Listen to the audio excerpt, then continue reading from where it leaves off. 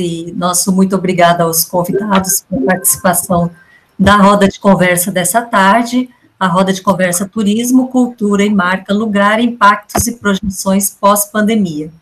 Essa roda de conversa faz parte do projeto Em Casa com a Facom, que é um projeto realizado executado pelo Núcleo de Comunicação e Extensão da Faculdade de Comunicação, e surgiu justamente, né, nesse intuito de agregar a comunidade, né, da unidade, a comunidade Facom, em torno, né, de debates dos mais variados temas durante esse período em que o semestre letivo estava suspenso.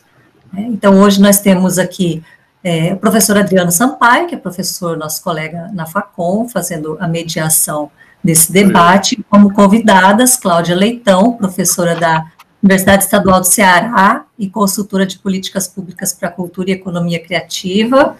Muito bem-vinda, Cláudia. Muito obrigada. Larissa Novaes, que é produtora cultural e gestora de projetos na Benfeitoria e ex-aluna da Facom. Bem-vinda, Larissa. E Paulo Azevedo, turismólogo e gestor de projetos do Sebrae da Bahia. Então, mais uma vez, agradecemos aí a participação de vocês.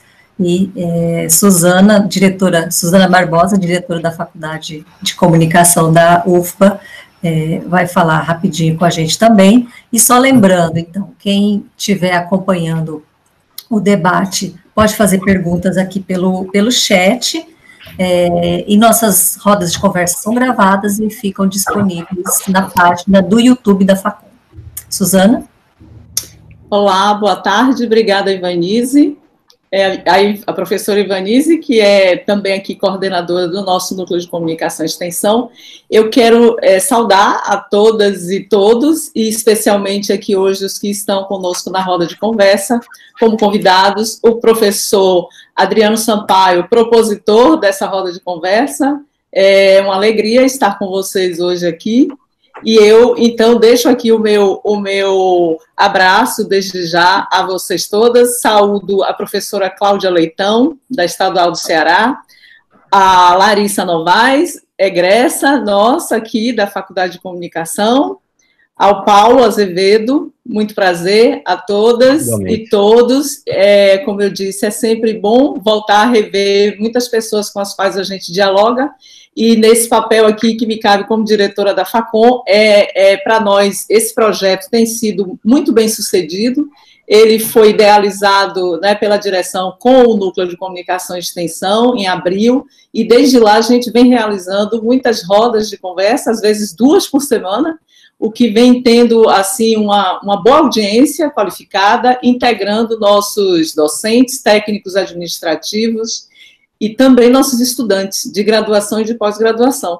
E, nesse momento, é uma forma também de que esse conhecimento que nós produzimos, né, em interlocução com quem está também no mercado e quem pesquisa, para trazer essas informações, discutindo esses temas mais específicos relacionando com a pandemia.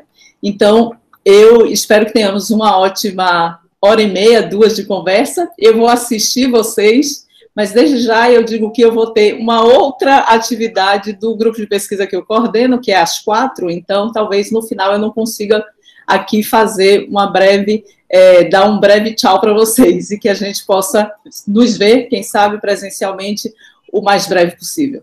Muito obrigada e uma boa roda de conversa. Falar um pouco também aqui, quero dar boa tarde, né, a todas e todas, e também quero parabenizar a direção da Facom pela iniciativa, também a equipe do Núcleo de Extensão da Faculdade, professora Ivanise, Sueli, Jéssica, e também a Yasmin e Sheila, né, pela especialização, que estão dando essa força a gente aqui também na plataforma. E então, diante dessa grave crise, né, que assola o mundo, escolhemos conversar aqui com vocês sobre esses impactos e projeções dessa crise mundial no turismo e na cultura, tendo como pano de fundo a marca Lugar.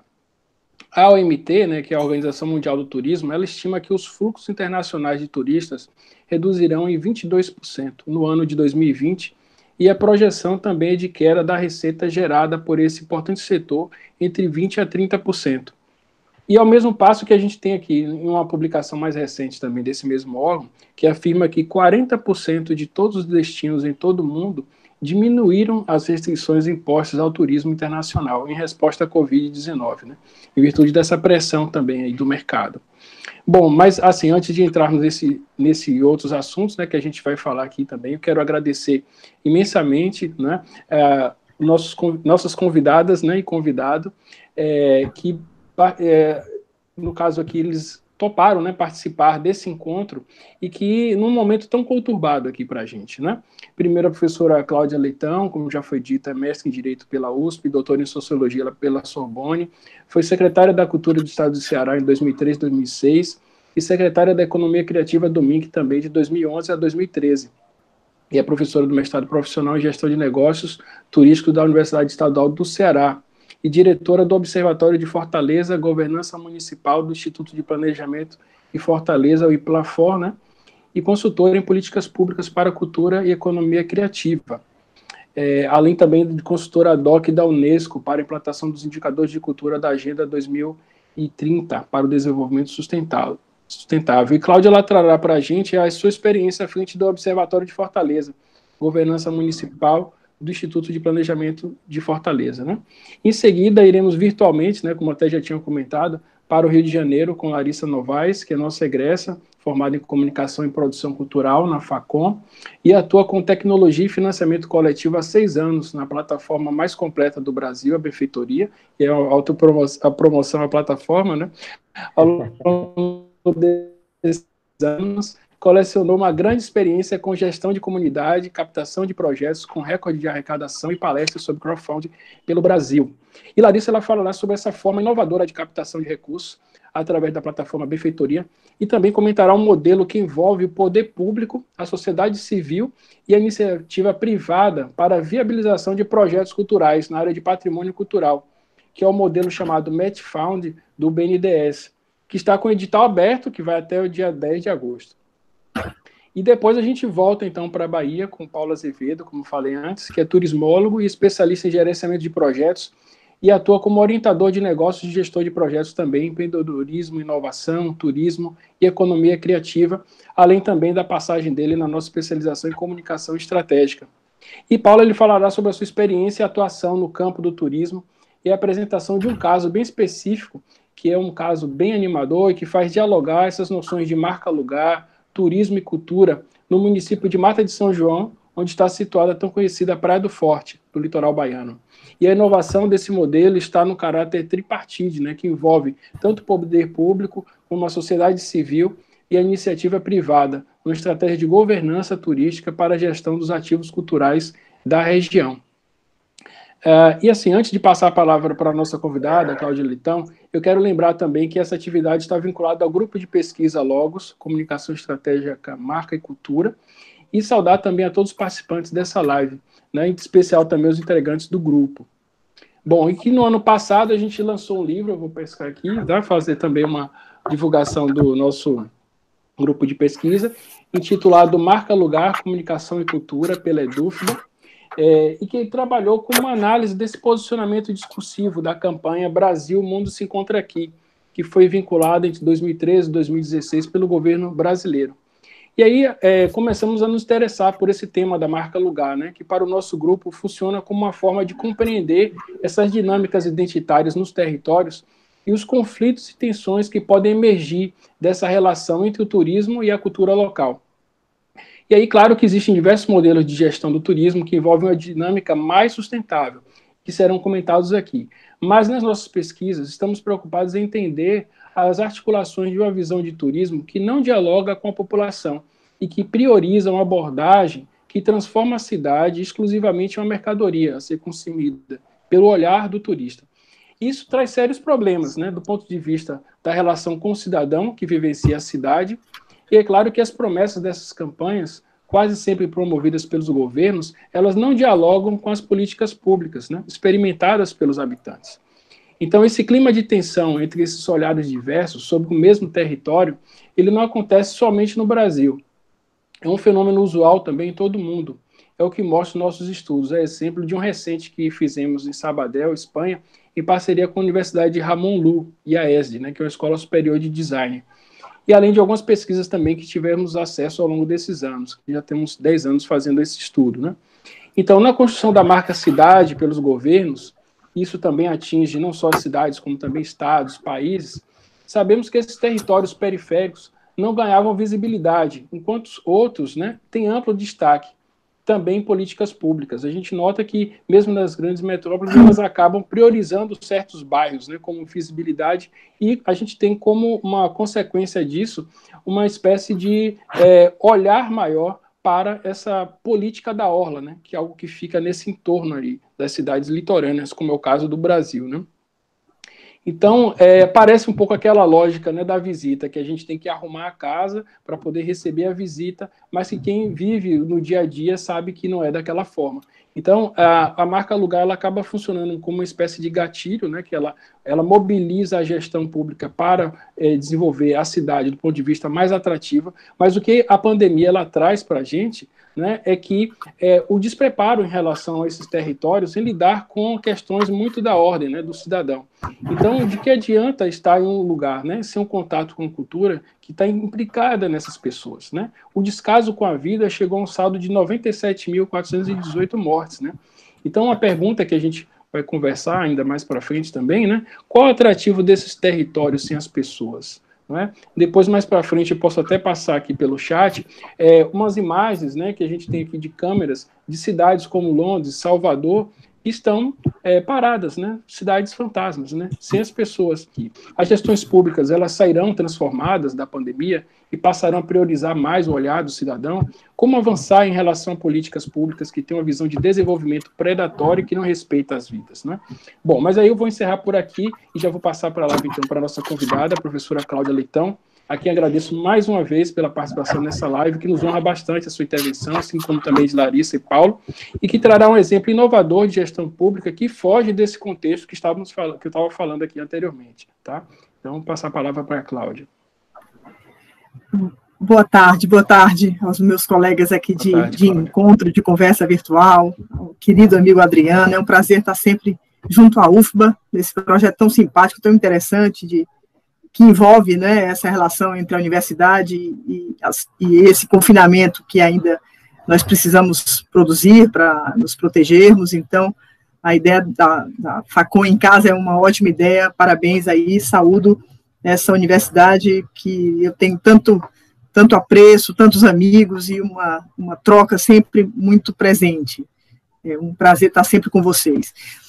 Adriano, eu não sei bem, assim, que expectativa vocês teriam dessa conversa. Eu estava pensando aqui em trazer umas reflexões e eu acho que você vai me dar aí uns 15 minutos, não sei se é isso. Não é? Depois a gente vai conversar, não é? Não estou te ouvindo, mas imagino que é isso, isso, né? Isso, Cláudia. Tá bom, só para saber. Tá, legal.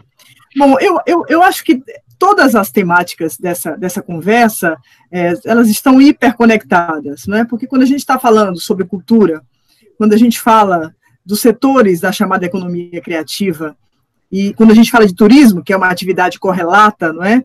Dos setores criativos, isso definido lá pela Unesco, não é? E ao pensar nessas três grandes áreas face à pandemia, né, talvez a gente pudesse começar aqui fazendo algumas primeiras reflexões que são estruturantes.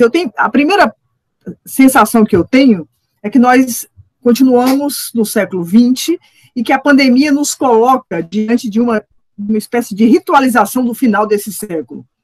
A pandemia, na minha leitura, ela é com a força, digamos, de Thanatos que ela traz, a força, assim, a representação da morte presente a todo instante nas nossas vidas, nos últimos meses, talvez nos possa levar a construir essa metáfora de que há muito mais mortes além do que as mortes das pessoas, mas a morte dos valores, a morte das éticas, a morte das sociabilidades, a morte do grande imaginário que sustentou, digamos, essa idade moderna, essa modernidade, pensando aí pelo menos nos últimos 2 séculos.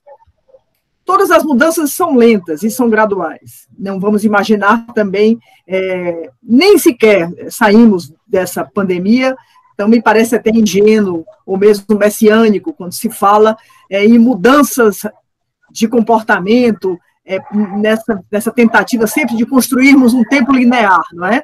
Quando a gente fala em pós-pandemia, nós já estamos novamente caindo no mesmo imaginário do tempo linear, do tempo darwiniano, do tempo da evolução, como se as coisas caminhassem na direção de algo, quando, na verdade, a mim me interessa muito mais pensar num tempo circular, num tempo de elipses, onde a gente vai e, de uma certa forma, volta por outro lugar. Mas são idas e vindas que as sociedades vivem, não é? E que, na verdade, lamentavelmente, para a nossa tragédia humana, não sei o que aprenderemos com isso. Tenho aqui muito mais perguntas do que respostas, só tenho a sensação de que o século XX não acabou. E por que ele não acabou? Porque se a gente pensar, e talvez a cidade seja um grande espaço sobre o qual a gente possa refletir, e se a gente pensar nas cidades ao longo desse século XX, as cidades que para nós pareciam, digamos assim, as pessoas continuam dizendo, né, que elas querem voltar ao novo normal, que parece uma expressão absurda, porque, na verdade, nas cidades contemporâneas nós nunca vivemos normalmente, né? Talvez, pelo menos agora, a gente consiga parar, não é? Para que a pandemia nos mostre, e a pandemia ela é monstruosa porque ela se mostra demais. É a mesma etimologia da palavra mostrar, demonstrar e monstro. Isso tudo vem do latim de monstrare. Então, aquilo que se mostra demais é monstruoso. A pandemia nos mostra a nossa miséria nas cidades, a nossa desigualdade de territórios, a nossa desigualdade de oportunidades, né? As condições miseráveis em que grande parte da população brasileira vive, né? E que agora isso parece claro porque é exatamente nas periferias onde essa mortalidade agora acelera e nós não sabemos até quando.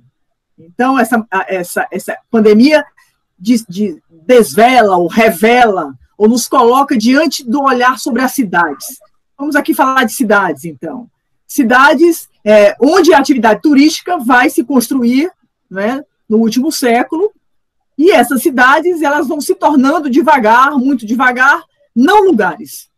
Não lugares.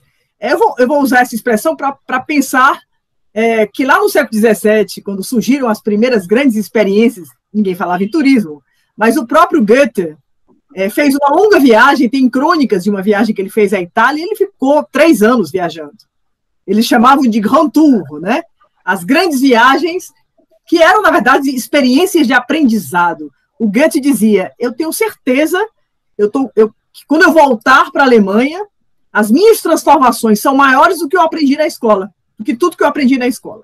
Então, o turismo compreendido como uma experiência lenta, uma experiência de contemplação, uma experiência de fruição. Se a gente volta para o século XX, esse século inacabado, o que nós temos é exatamente o oposto. O turismo vai produzir territórios, não é? Produz territórios e produz territórios que são mercadorias, não é? Essa produção de espaços cria essa relação realmente do não lugar. O próprio Certeau, ele diz isso, né? Quando se pensa nas experiências turísticas, de turistas que vão nas cidades, são 3 ícones em cada cidade, então você passa por Paris, vê a Torre Eiffel, você vê o Arco do Triunfo, e pronto, e aí você ou vai no Louvre. Então, ali, aquele olhar, né, te dá a ilusão de que você soube, que você conheceu, que você realmente conseguiu ver a cidade. E, na verdade, isso é um grande engano, isso é uma experiência absolutamente esvaziada de significados. A relação do tempo e espaço na indústria do turismo, nas cidades contemporâneas, se tornou exatamente esse espaço de ausência total de contemplação, ausência total de fruição, e sim, do estímulo ao hiperconsumo. E aí a gente tem toda a visão, né, dos nossos sociólogos franceses que têm escrito muito sobre isso, que é o Lipovetsky, o Serrois, que falam sobre cidades, né? e falam sobre as cidades contemporâneas, as cidades design, as cidades shopping center, né? As cidades onde eu me encontro exatamente todos os produtos sobre os quais o marketing me estimula a tê-los, porque esses produtos, na verdade, vão me vender uma falsa ilusão de beleza, de juventude, de que eu vou vencer a morte e de que eu serei um indivíduo melhor em função daquilo que eu consumo. Então, o sentido desse hiperconsumo, né, é muito complicado, porque aí a gente leva isso ao paroxismo, a um grande paroxismo, até a chegada da pandemia, né? Todos nós sabíamos e temos acompanhado os estudos sobre turismofobia. Todos nós sabemos o quanto hoje há um movimento imenso de reação à indústria do turismo no mundo, especialmente nessas cidades que são icônicas e que são elas objeto, não é, de uma passagem insana de centenas e centenas de milhares de turistas, não é, que estão naquelas cidades num processo absolutamente insustentável de desenvolvimento daquele território, de relacionamento com aquele território. Esses turistas deixam, o legado deles é o lixo. Isso aí o Bauman coloca muito bem também, quando ele faz todas aquelas leituras das sociedades líquidas. Ou seja, nada de fruição. Quanto mais eu penso que eu estou consumindo, menos, digamos, politizado eu estou. Quanto mais fila eu faço de algum museu, e faço a fila ali, meio que pela lógica de que eu preciso ver aquela exposição, porque ela é a exposição do momento, o marketing assim definiu, o marketing cultural, o turismo criativo, o turismo cultural, mais alienado eu estou, menos consciência crítica eu tenho. Aí, portanto, paradoxos muito interessantes que a gente pode falar sobre eles, não é? E quando a gente vai falar sobre marcas, não é, e pensar marcas, não é, é tão interessante, não é? Os turistas, todo ser humano, de uma certa forma, quer deixar uma marca. Talvez seja essa uma grande característica da nossa humanidade, né? Onde a gente passa, a gente quer deixar uma marca afetiva, uma marca profissional, uma marca moral, uma marca de qualquer forma. Os turistas deixam marcas nos banheiros, nas árvores, desenham um coração, colocam um cadeado lá na ponte parisiense, né, onde os amores ficam presos para sempre com os cadeados, e, na verdade, a ponte já não aguenta os cadeados que segura. Significa aí uma metáfora muito interessante do peso dessa atividade turística para a existência, né? Existência dos autóctones. A cidade também não mais lhes pertence. Então, há um trabalho há uma desterritorialização de um lado e talvez uma reterritorialização do outro. Mas a estranheza ocupa tudo e ocupa todos. No momento em que a pandemia coloca primeiramente a Europa, depois da Ásia, depois da China, em quarentena, a sensação realmente é de um olhar sobre cidades vazias, e a primeira, digamos assim, sensação que nos causa é de como essas cidades são bonitas, como há beleza nelas. Os espaços vazios nos permitem ver, mesmo que seja uma contemplação pela TV, pelas redes sociais. Os animais começam a voltar, as águas ficam menos poluídas. E as pessoas que estão que são os moradores começam a fazer movimentos dizendo: nós não queremos mais o turismo que havia antes. No outro dia eu vi uma conversa de moradores de Veneza. Estão todos se reunindo para enfrentar o turismo depois da pandemia, porque não querem mais aquela indústria do turismo que, na verdade, fez muito mal àquela cidade. Então, nós temos aí vários paradoxos para a gente enfrentar, porque a marca é a marca do lixo, a marca é a marca do consumo sem fruição, não é? Marcas são, elas são, na verdade, muito mais traduzidas em objetos para consumo do que, na verdade, em experiências memoráveis. Eu comecei falando do Goethe e do Grand Tour, dessa ideia do século XVII e XVIII, das grandes viagens. Essa coisa sempre me encantou, essa ideia de fazer uma viagem para que eu possa me encontrar em algum lugar. para eu exercitar a alteridade. Mas não, o shopping center não me permite a alteridade. O andar nas ruas não me permite, com a rapidez que tem que ser, dentro das excursões turísticas, não me permite a alteridade.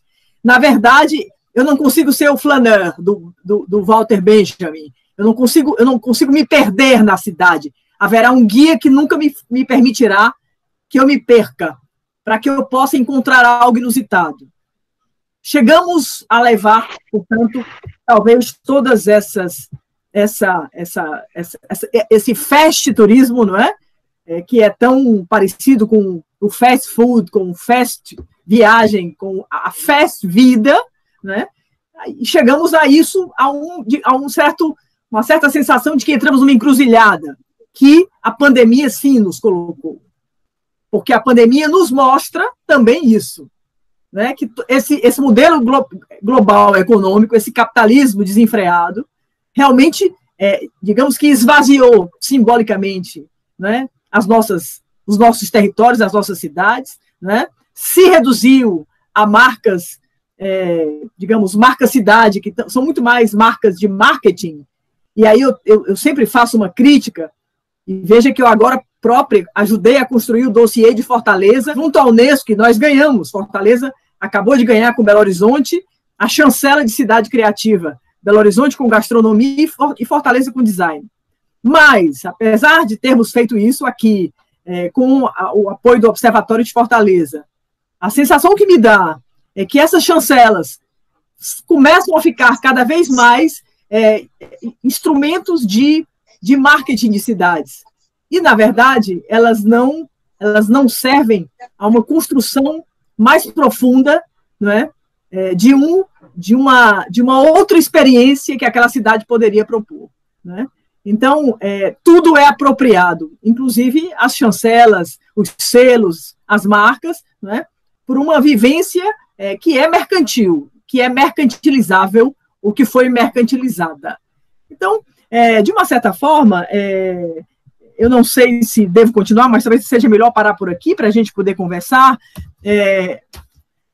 A economia criativa tem servido, na perspectiva das indústrias criativas, a esses processos globalizatórios, não é? Sem dúvida.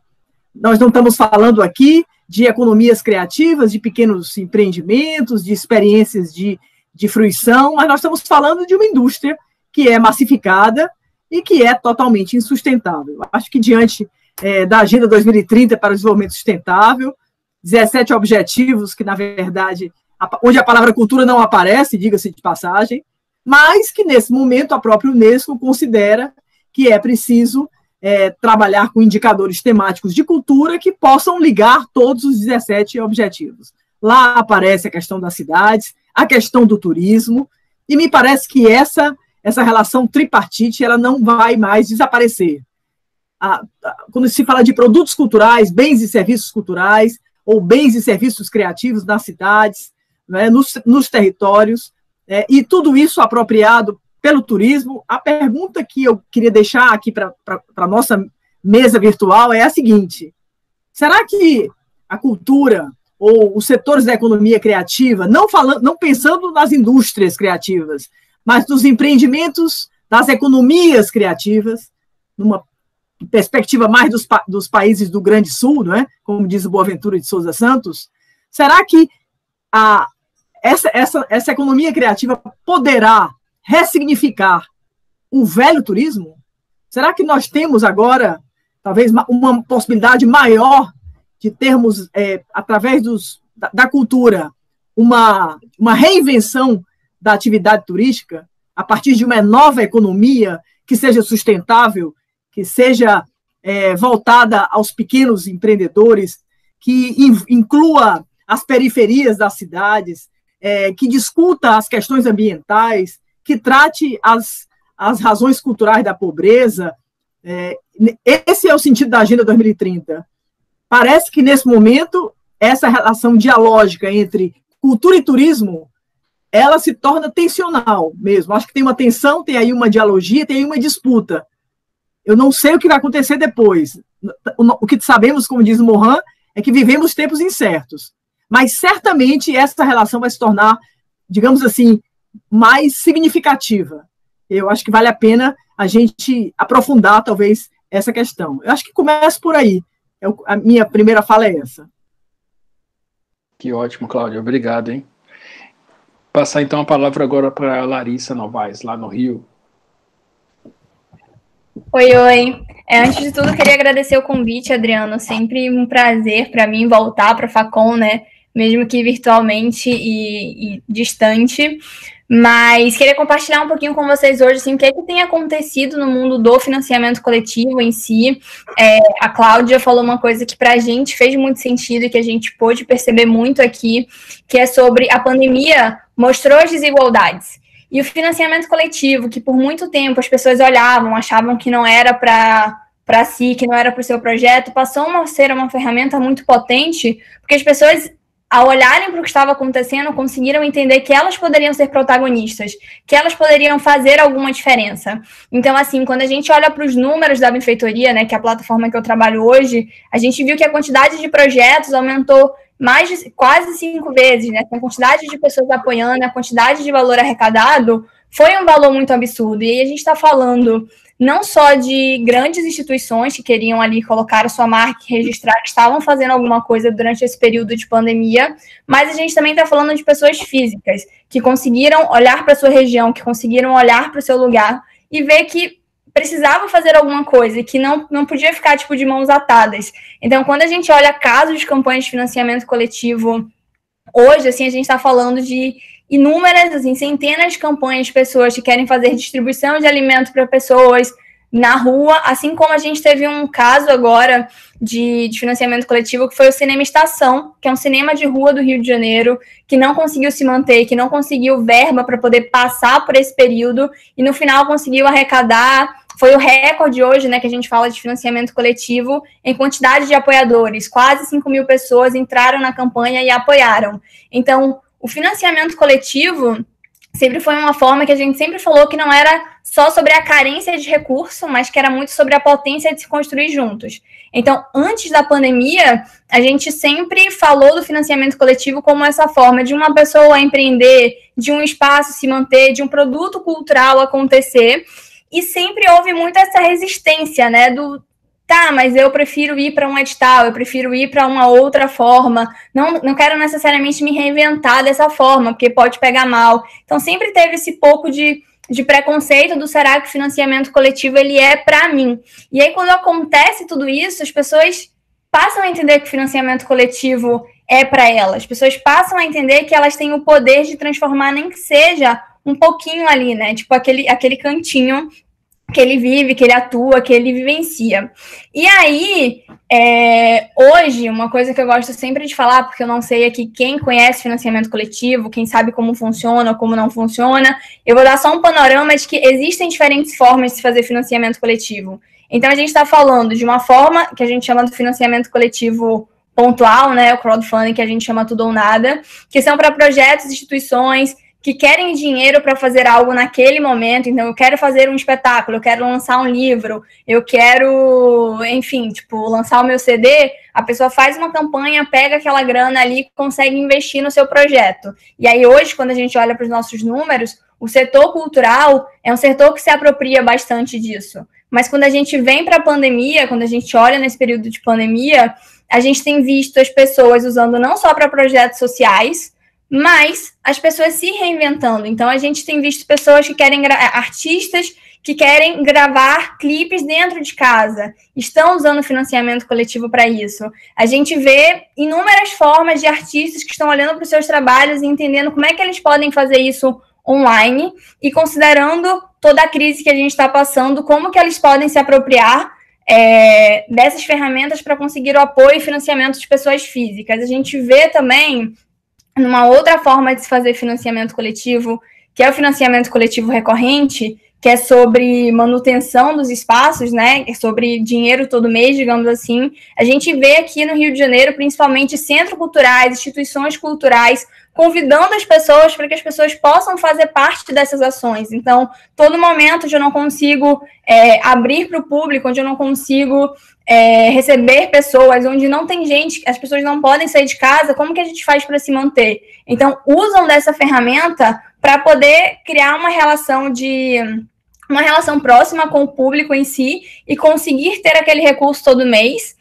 E aí, o que o Adriano, né, sempre gosta muito também é um modelo de match funding que a benfeitoria tem, que é uma forma de unir instituições com pessoas físicas, né, com a sociedade civil, para poder tornar o financiamento coletivo uma ferramenta mais potente. E aí a gente tem um caso que é o que eu quero mais falar aqui agora, que é o BNDES, mas antes de entrar no BNDES, quando a gente fala de match funding, a gente está falando de uma empresa, de uma instituição que dobra ou triplica o valor de uma campanha. Então, normalmente a gente abre um edital, os projetos se inscrevem, e esses projetos que se inscreveram e foram aprovados tem a sua arrecadação dobrada ou triplicada. Então, uma pessoa chega e fala, preciso fazer, o meu projeto ele custa 30 mil, seu match funding que está triplicando, a instituição vai lá e você precisa arrecadar 10 mil, porque a instituição acaba colocando 20 mil para você atingir a sua meta. E aí a gente está falando de uma forma de se fazer financiamento coletivo, onde a gente já teve Coca-Cola, a gente já teve Itaú, a gente já teve grandes empresas, e o ano passado a gente conseguiu lançar um match funding com o BNDES. E aí é um programa especificamente onde a gente quer incentivar projetos culturais que deixem legado para o patrimônio cultural brasileiro. E aí para a gente foi uma experiência muito interessante, porque a gente viu que a gente pode unir forças, sabe? Não é o financiamento cultural, ele não é só uma responsabilidade do governo ou da iniciativa privada, mas a gente pode fazer isso de uma forma coletiva. A gente pode fazer isso unindo forças, principalmente nesse momento onde a gente se vê de mãos atadas, mas que, na verdade, existem ferramentas e formas da gente não só colocar nossos projetos na rua, como a gente apoiar quem está fazendo alguma coisa. Então, nessa pandemia, a gente viu o financiamento coletivo sendo essa ferramenta de ação, não só de colaboração, mas de ação, tanto de grandes empresas, de grandes instituições, quanto de pessoas físicas, enfim, que querem colocar o projeto na rua. E aí, Adriano, não sei se você quer que eu fale do edital do BNDES agora, se você quer discutir um pouco mais sobre isso. Perfeito, Larissa. Se quiser já falar também sobre o edital, a gente tem tempo ainda. Vamos lá. E aí, falando sobre o match funding especificamente, assim, no ano passado, a gente teve até então, era o maior edital, o maior fundo de match funding na época, né? Então, a gente tinha 4 milhões de reais para poder investir em projetos de patrimônio cultural brasileiro. Então, a instituição precisa ser reconhecida. Só que a gente passou por porque o crowdfunding é uma coisa muito nova, né? Então, quando a gente abriu esse edital falando que a gente ia incentivar projetos que deixem legado para o patrimônio, a gente viu que muitas pessoas ficaram na dúvida do tipo, mas eu preciso trabalhar em um museu. Tinha muito essa visão isso daqui não é para mim. Sendo que esse edital do BNDES, especificamente, a gente entende que quando você faz um produto audiovisual sobre algum patrimônio, a gente está deixando legado sobre ele. Quando a gente faz arquivos digitais, quando a gente digitaliza acervos, por exemplo, a gente está deixando um patrimônio, a gente está deixando um legado para o patrimônio cultural. Então, no final do ano passado, assim, a gente conseguiu fazer algumas capacitações, a gente teve 18 projetos, a gente conseguiu mobilizar mais de 2 milhões de reais, então a gente vê um recurso, um valor considerável para uma ferramenta que é relativamente nova no Brasil, e esse ano a gente está com uma segunda chamada, a gente está com um fundo, né, um pouco maior que 2 milhões de reais para reinvestir nesses projetos. O edital está aberto até o dia 10 de agosto agora, para atender projetos que vai desde 30 mil reais até 300 mil reais. Então, de novo, a gente tenta sempre usar o financiamento coletivo para atender diferentes perfis e diferentes tamanhos de projeto, porque não é só sobre um projeto que é pequeno, como a gente vê muito isso, assim, minha instituição é muito grande para isso, acho que não dá para se apropriar dessa ferramenta, porque é só para quem está começando, é sobre a carência, e a gente vê muitos projetos pequenos falando, isso daqui não é para mim, porque é só para projeto grande, eu não tenho uma rede para poder fazer isso, então, assim, é para todo mundo, mesmo assim, obviamente, tem os desafios de fazer uma campanha de financiamento coletivo, mas é uma ferramenta que dá para se apropriar e que tem uma série de vantagens, né? Então, eu sempre foco muito na parte da carência, porque isso não é o convite aqui e o desafio não é usar o financiamento coletivo como uma vaquinha no sentido de que é sobre doação. Não é sobre isso. E eu, particularmente, trabalho com financiamento coletivo há 6 anos, porque eu enxergo o financiamento coletivo como uma ferramenta de comunicação, como uma ferramenta de mobilização de rede. Até porque quando uma pessoa faz uma campanha e se apropria e realiza o seu projeto através do financiamento coletivo, a gente está falando de divulgação, das pessoas divulgando o projeto, das pessoas colaborando e falando, eu faço parte disso. A gente está falando de uma aproximação de rede, que é uma forma de se fazer isso coletivamente, onde uma pessoa que apoia com R$10, ela não se sente dona do seu projeto como se fosse um patrocinador, mas ele acaba se sentindo parte do projeto, porque junto com 100, 200, 300 pessoas, eles conseguiram colocar aquele projeto ali na rua, eles conseguiram fazer aquele projeto acontecer. A gente está falando de teste do mercado. Então, assim, quando a gente olha para a nossa história, a gente vê muitos projetos interessantes nesse sentido, de que não é sobre a doação, né, porque você é bonzinho e está fazendo um ato filantrópico, mas também sobre sentir orgulho de fazer parte dessa história, né. E aí a gente tem um outro case também bem interessante, não sei quem aqui vai lembrar, mas teve uma exposição em Porto Alegre chamada Queer Museu, que foi fechada pelo MBL, porque espalharam fake news, falando que aquela exposição era pedófila, zoófila, e aí um centro cultural, né, o Espaço Cultural Santander fechou essa exposição pelo boato que estava rolando de que a exposição era pedófila e não poderia acontecer. Quando essa exposição ela veio para o Rio de Janeiro, o prefeito do Rio de Janeiro falou, não quero essa campanha, não, Carioca não quer essa campanha, então Queer Museu, se for para acontecer no mar, no Museu de Arte do Rio, só se for debaixo do mar, porque ele não queria, ele achava um absurdo. Quando isso aconteceu, a gente abriu uma campanha de financiamento coletivo como forma de posicionamento, perguntando, gente, o prefeito falou que o Carioca não quer queer. Quem quer Queer Museu? Quem é a favor da liberdade de expressão e quem é contra a censura? E foi a primeira campanha do financiamento coletivo no Brasil a atingir R$1 milhão. A gente está falando de uma ferramenta onde as pessoas têm não acreditam tanto que dá para se financiar grandes projetos, arrecadando R$1 milhão, porque as pessoas apoiavam ali não só pela exposição, mas pelo que aquilo significava. Então, a gente tem visto, nesse momento, principalmente de pandemia, as pessoas entendendo e se apropriando da ferramenta não só pela doação em si, mas pelo que significa poder construir junto ações durante esse período. O que significa, nesse momento, poder apoiar um cinema de rua que iria fechar por falta de... Desculpa, gente.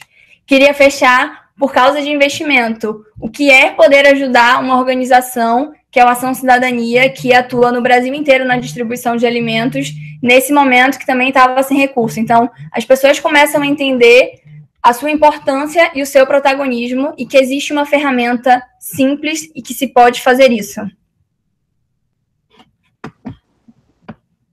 Perfeito. Obrigado, hein, Larissa. Veja só como, né, as falas elas se aproximam, né? Cláudia falava no final sobre essa potencialidade, né, das economias criativas, dessa participação também, né, fazia essa pergunta. E a gente vê também nesses exemplos, né, trazidos aqui por Larissa, essa possibilidade também com financiamento coletivo da gente reinventar esse setor cultural e pensar novas formas também de articulação entre os poderes, né. Obrigado, Larissa. Eu vou passar agora a palavra para Paulo Azevedo, tá, Paulo?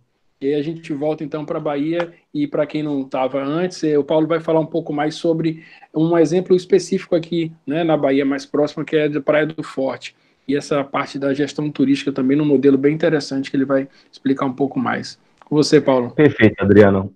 Boa tarde a todos e todas. Primeiramente, agradecer, Adriano, pelo convite, e assim, eu estou tendo aqui primeiro uma honra. Eu sou egresso também da pós-graduação de comunicação estratégica, e infelizmente no dia da aula da professora Cláudia Leitão, eu não pude estar presente. Estou tendo a honra de ter a aula agora aqui, participando e dividindo essa roda com a professora, né? Já fico bastante também honrado por isso. E assim, Adriano, eu vou fazer agora na fala, eu vou pedir licença a você para ampliar um pouco mais essa questão do case, porque eu acho que você mirou no que viu e acertou o que não viu, né? Que bom. Então. Pelo seguinte, além de trabalhar, além de ser, né, turismólogo e ter uma atuação focada em gestão pública, né, antes de trabalhar no Sebrae, eu fui membro de secretarias de turismo aqui no município de Camaçari, coordenei instâncias de governança na parte do público e depois tive essa oportunidade também de estar contribuindo com a política pública de turismo através do Sebrae.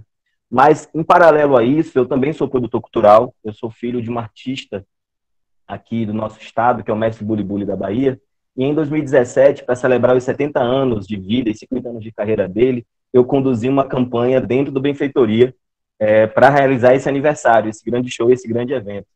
E aí eu já trago esse entendimento do nosso momento, de como essa plataforma e essas inovações que estão sendo vivenciadas hoje, porque a gente sabe, né, numa situação dessa de pandemia, a pandemia provoca, assim como grandes guerras, grandes transformações, né? A gente está tendo uma aceleração de vários processos, a transformação digital está acontecendo, mesmo que de maneira forçada, e diversos atores que não se enxergavam em alguns espaços, não se enxergavam em alguns lugares, eles acabam tendo que, para se manter vivos, ativos, utilizando essas ferramentas. Então, falando um pouco dessa experiência de reinvenção do pequeno agente aqui da cultura, do pequeno elo dessa grande mola propulsora das indústrias culturais, que foram ditas aí também pela professora Cláudia, eu já coloco esse elemento. Além de estar nesse processo hoje, eu ajudo o meu pai na condução de sua carreira, na gestão das suas mídias, a gente está em rede com outros mestres de samba, mestres de cultura popular, utilizando do financiamento coletivo para provocar ações de sobrevivência, mas também ações de fortalecimento dos seus produtos culturais. Então, eu trago já essa lógica de, na fala muito bem da Larissa, que me antecedeu, de que isso é real, isso está acontecendo aqui na ponta mesmo, não é só a fala da representante dessa plataforma, mas aqui como um parceiro que já utilizou e que eu já trago até uma primeira reflexão, né? Na época da minha campanha, como era algo bastante recente, nós não conseguimos atingir a meta de arrecadação, mas toda a mídia gerada, toda a ação de comunicação gerada através da campanha, nos trouxe N parceiros que ajudaram o projeto virar realidade. Então, aquela velha discussão de, dentro dessa lógica de um capitalismo mais consciente, termos outras moedas sendo conquistadas nesse processo. E eu já trago já essa conexão aí com a fala da Larissa sobre como isso é real, como isso está ativo na realidade mesmo aqui da base desse processo. Então, artistas estão buscando a internet, formas de trabalhar o seu conteúdo em outras mídias e utilizam, sim, um financiamento coletivo e entendendo, buscando aprender, fazendo mesmo, formas de usar essa ferramenta. Então, assim, dito isso, falando um pouco desse lado, que eu assino embaixo, né, de uma realidade mesmo dos artistas, dos ativistas culturais, dos grandes empreendedores culturais, empreendedores da economia criativa, eu digo que, de fato, essa transformação ela foi obrigada, né, e nós todos estamos buscando mesmo nos atualizar e utilizar essas ferramentas da melhor maneira possível. Dito isso, e finalizando, e mais uma vez, quando eu digo que você mirou no que viu, acertou no que não viu, porque a gente consegue mesmo fazer a conexão de todos os assuntos e com cases locais e com essa realidade mesmo da gente estar confirmando que esse movimento, ele, a meu ver, ele é um movimento mesmo ascendente, a gente está construindo novos caminhos para estar realizando nossos objetivos, nossos projetos. E aí, Adriano e demais colegas aqui participando da roda, eu trago para esse outro lado dessa experiência específica sobre o Conselho de Turismo de Mata de São João e consequentemente, o trabalho que o Sebrae fez e faz, né, fez nos últimos 3 anos de fortalecimento da governança turística. É importante ressaltar que, dentro dessa dinâmica da atividade turística, o Brasil ele ainda é muito recente num processo da organização dessa política pública, analisando e se comparando com outros países no mundo. A gente tem a lógica de que, mesmo que o nosso Ministério do Turismo exista desde 2003, a lógica da evolução da política nacional e, de fato, ela podendo entrar na lógica das cidades e provocar mudanças, de fato, ela veio num passo muito lento, né? Então, a gente ainda tem muitos municípios turísticos que têm como principal vetor do seu desenvolvimento a atividade turística, mas na sua grande maioria ainda não existe grandes investimentos, seja de atenção, né, das políticas públicas locais, seja realmente de recursos, para que o turismo ele tenha uma forma de gestão que possa, de fato, potencializar os seus ativos locais, os seus recursos naturais e culturais, né? Então, esse caso específico de Mata de São João vem dentro de um histórico. Como eu falei anteriormente, a minha atuação no turismo ela antecede a minha entrada no Sebrae, então eu participei por um tempo como coordenador de desenvolvimento turístico do município de Camaçari, e nesse momento eu consegui conduzir, né, diante de um grupo de trabalho, a Câmara de Turismo da Costa dos Coqueiros, que é essa zona turística que envolve todo o litoral norte da Bahia, e ali a gente já iniciou um processo de fortalecer as governanças, as instâncias de governança, esses espaços importantes, onde a participação da sociedade civil organizada, dos empreendimentos privados e do poder público, para a gente poder ter uma interação, uma cocriação, uma construção coletiva da política pública e de projetos que fossem desenvolvidos nessa lógica. Com o avançar dos anos e com a minha entrada no Sebrae, eu pude participar de um grande movimento que iniciou com o projeto Destinos Turísticos Inteligentes, e dentro das ações dentro desse projeto, uma delas era incentivar a governança turística, incentivar a formatação dos conselhos municipais. Então, nesse trabalho, eu pude participar desde o início da reconstrução do Conselho Municipal de Turismo de Mata de São João, sendo um incentivador, sendo um orientador dessa construção e dessa transformação na localidade. E esse trabalho de envolvimento das partes, esse trabalho de criar uma cultura de organização desse grupo para poder planejar junto, executar junto, trazer um olhar mesmo de produção coletiva, ela trouxe no último ano, já no final do primeiro projeto, quando o Destinos Turísticos Inteligentes, esse projeto do Sebrae se finalizou, a gente veio com uma outra proposta, um outro projeto, que era o Investe Turismo Mata de São João, onde a gente pôde também financiar algumas ações, fortalecendo a governança turística. E aí, para a gente poder estar fazendo isso às vésperas, isso no final do ano passado, a gente tem muito orgulho de ter iniciado uma construção de como a própria metodologia, a literatura, ela traz alguns exemplos para essa discussão de marca-lugar, né? A gente sempre fala, já uma expressão bem conhecida, que é a importância de construir a discussão de uma marca-lugar com a participação de todas as partes envolvidas, né? Todos os stakeholders ali, a comunidade, os empresários, o poder público, trabalhadores que não moram na cidade, mas têm na cidade seu espaço de sobrevivência, de geração de valor, geração de riqueza. Como trazer dentro desse espaço uma formatação onde eles possam construir juntos uma dinâmica que é bastante interessante, a fala da professora Cláudia, porque muitas das cidades turísticas que estão tentando fortalecer e profissionalizar sua gestão, elas acompanham esse exemplo da Europa, esse exemplo das grandes cidades do nosso mundo, né? Essas cidades icônicas dentro do processo do turismo, para a gente poder, estamos em fases bastante anteriores, né? Então, os destinos turísticos locais, eles carecem de elementos básicos de gestão. E a gente buscou, nesse primeiro momento, fortalecer isso.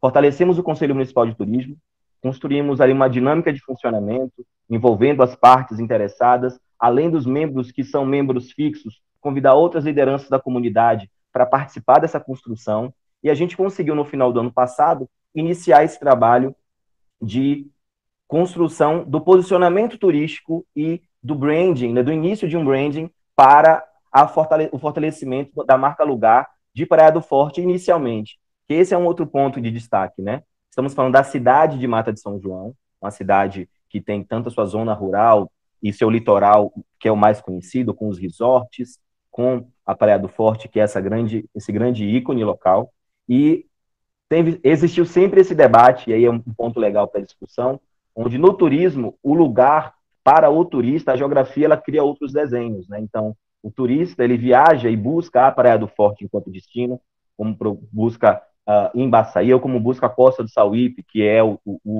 produto, né? O resort turístico lá da região. Mas dentro da construção da gente, ficou visível que o primeiro passo era fortalecer esse grande ativo, que era esse lugar cheio de de valores ambientais, culturais, naturais.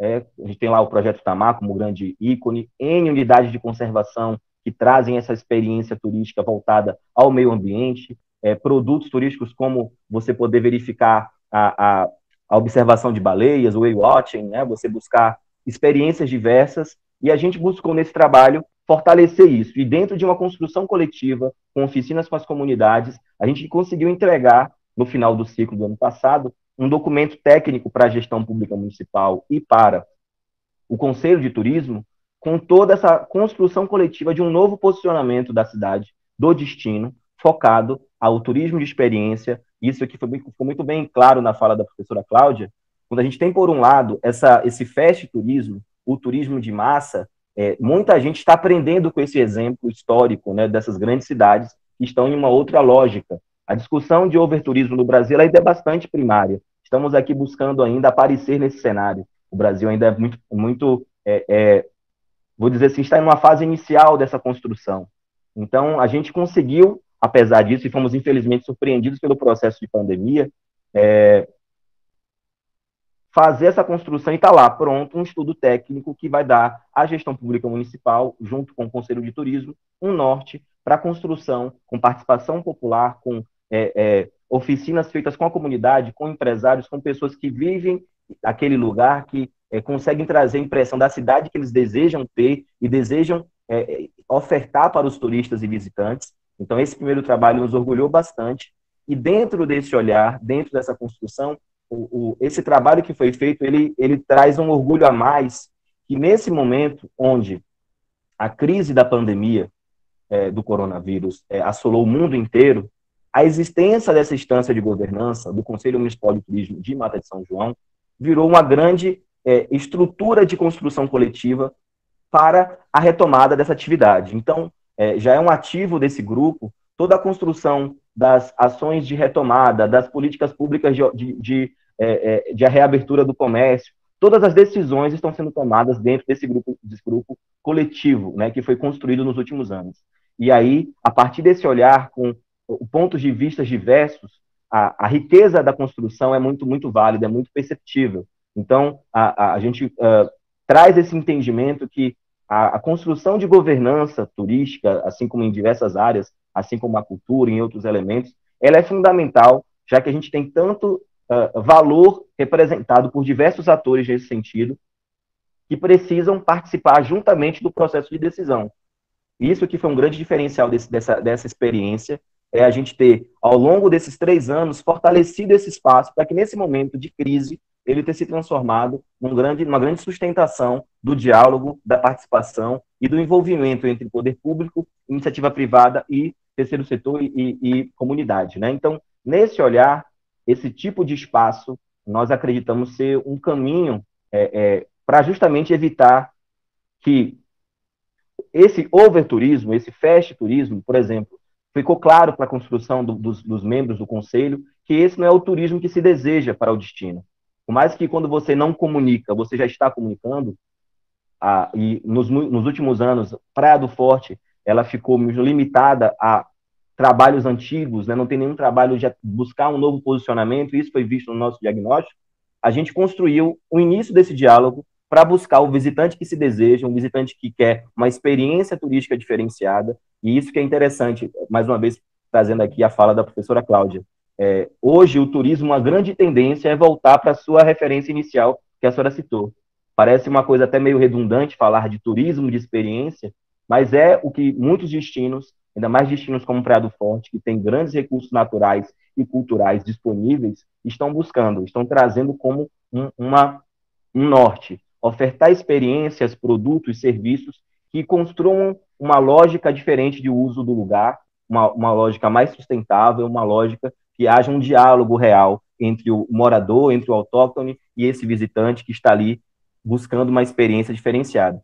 É um processo dinâmico, difícil, até porque a lógica do turismo, e no mundo que nós vivemos, o turismo virou uma experiência muito rasa, uma experiência para ser compartilhada de maneira muito leve nas redes sociais. A gente está falando dentro da educação para o lazer das pessoas, o turismo ele precisa evoluir também. Então, muitas pessoas que começaram a ascender, se transformaram também em turistas, ainda estão buscando aquelas marcas antigas, né?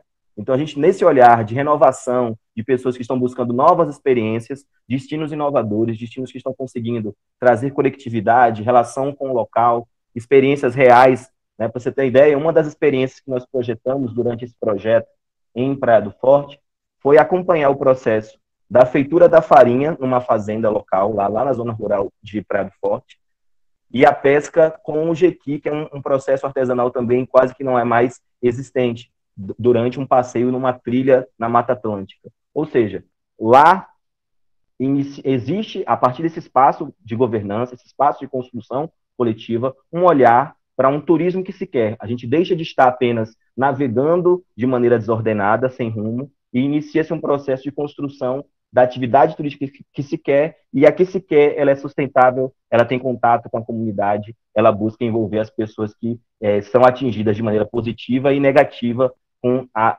esse movimento de pessoas, né? Então, acho que é isso inicialmente. Também quero deixar esse espaço aberto para a gente conversar um pouco mais, Adriano. Espero que eu tenha conseguido aí atender ao seu pedido. Que prazer estar com vocês, que bom ouvi-los, estou encantada, muito bom. Não, também, muito rico a troca e eu acho, como eu falei anteriormente, se mirou no que viu e acertou o que não viu. Eu acho que a conexão entre as falas aqui, ela... E você, além do mais, é filho do Buli Buli, meu Deus, que honra tá, né? Tá perto dele por você também. Eu costumo dizer que eu falar logo de primeira que eu sou filho do mestre, do meu pai, é covardia, é pescar com bomba, né? Então, eu apareço primeiro e depois eu falo. Eu entendo. Que maravilha, que maravilha. Olhar, professora, já que a gente fez um ciclo inicial, se a senhora quiser dar uma continuidade, né, nesse diálogo, até Adriano voltar, acho interessante. Olha, se a gente pensar na questão do turismo litorâneo, não é, Paulo? Sim. Quanta coisa no Brasil foi dilapidada, né? Quantas ameaças aos nossos biomas, não é? Naturais, quantas destruições do nosso patrimônio cultural e material, esse relacionamento desses grandes resorts também com as pequenas comunidades litorâneas, com os mestres da cultura, com os pescadores, não é? Eu aqui no Ceará, que também sou, portanto, no estado litorâneo, tanto quanto a Bahia, nós sabemos a importância, mas nós sabemos como esse turismo litorâneo, ele já é um turismo marcado pela sua insustentabilidade, né? Ele é um turismo que deixa pouco, o famoso turismo sol e praia, né? Que acaba atraindo exatamente essas hordas de turistas, né? Esse turismo massificado, em territórios que são delicados, que têm biomas muito delicados, que têm realmente essa experiência que poderia ser feita e que poderia ser realizada, ela não acontece porque toda a construção do destino, aquela do resort, né, primeiro, ignora o contexto, né, trata ali o resort que chega e ele se isola, inclusive nem na relação econômica, para uma economia do turismo que fosse favorável ao território, isso acontece, quer dizer, não se compra da comunidade que está do lado, né? Os insumos para dos hotéis são sempre exógenos. Isso é uma questão que o Brasil nunca se acertou com uma política de turismo que levasse em consideração isso tudo que você colocou tão bem, né?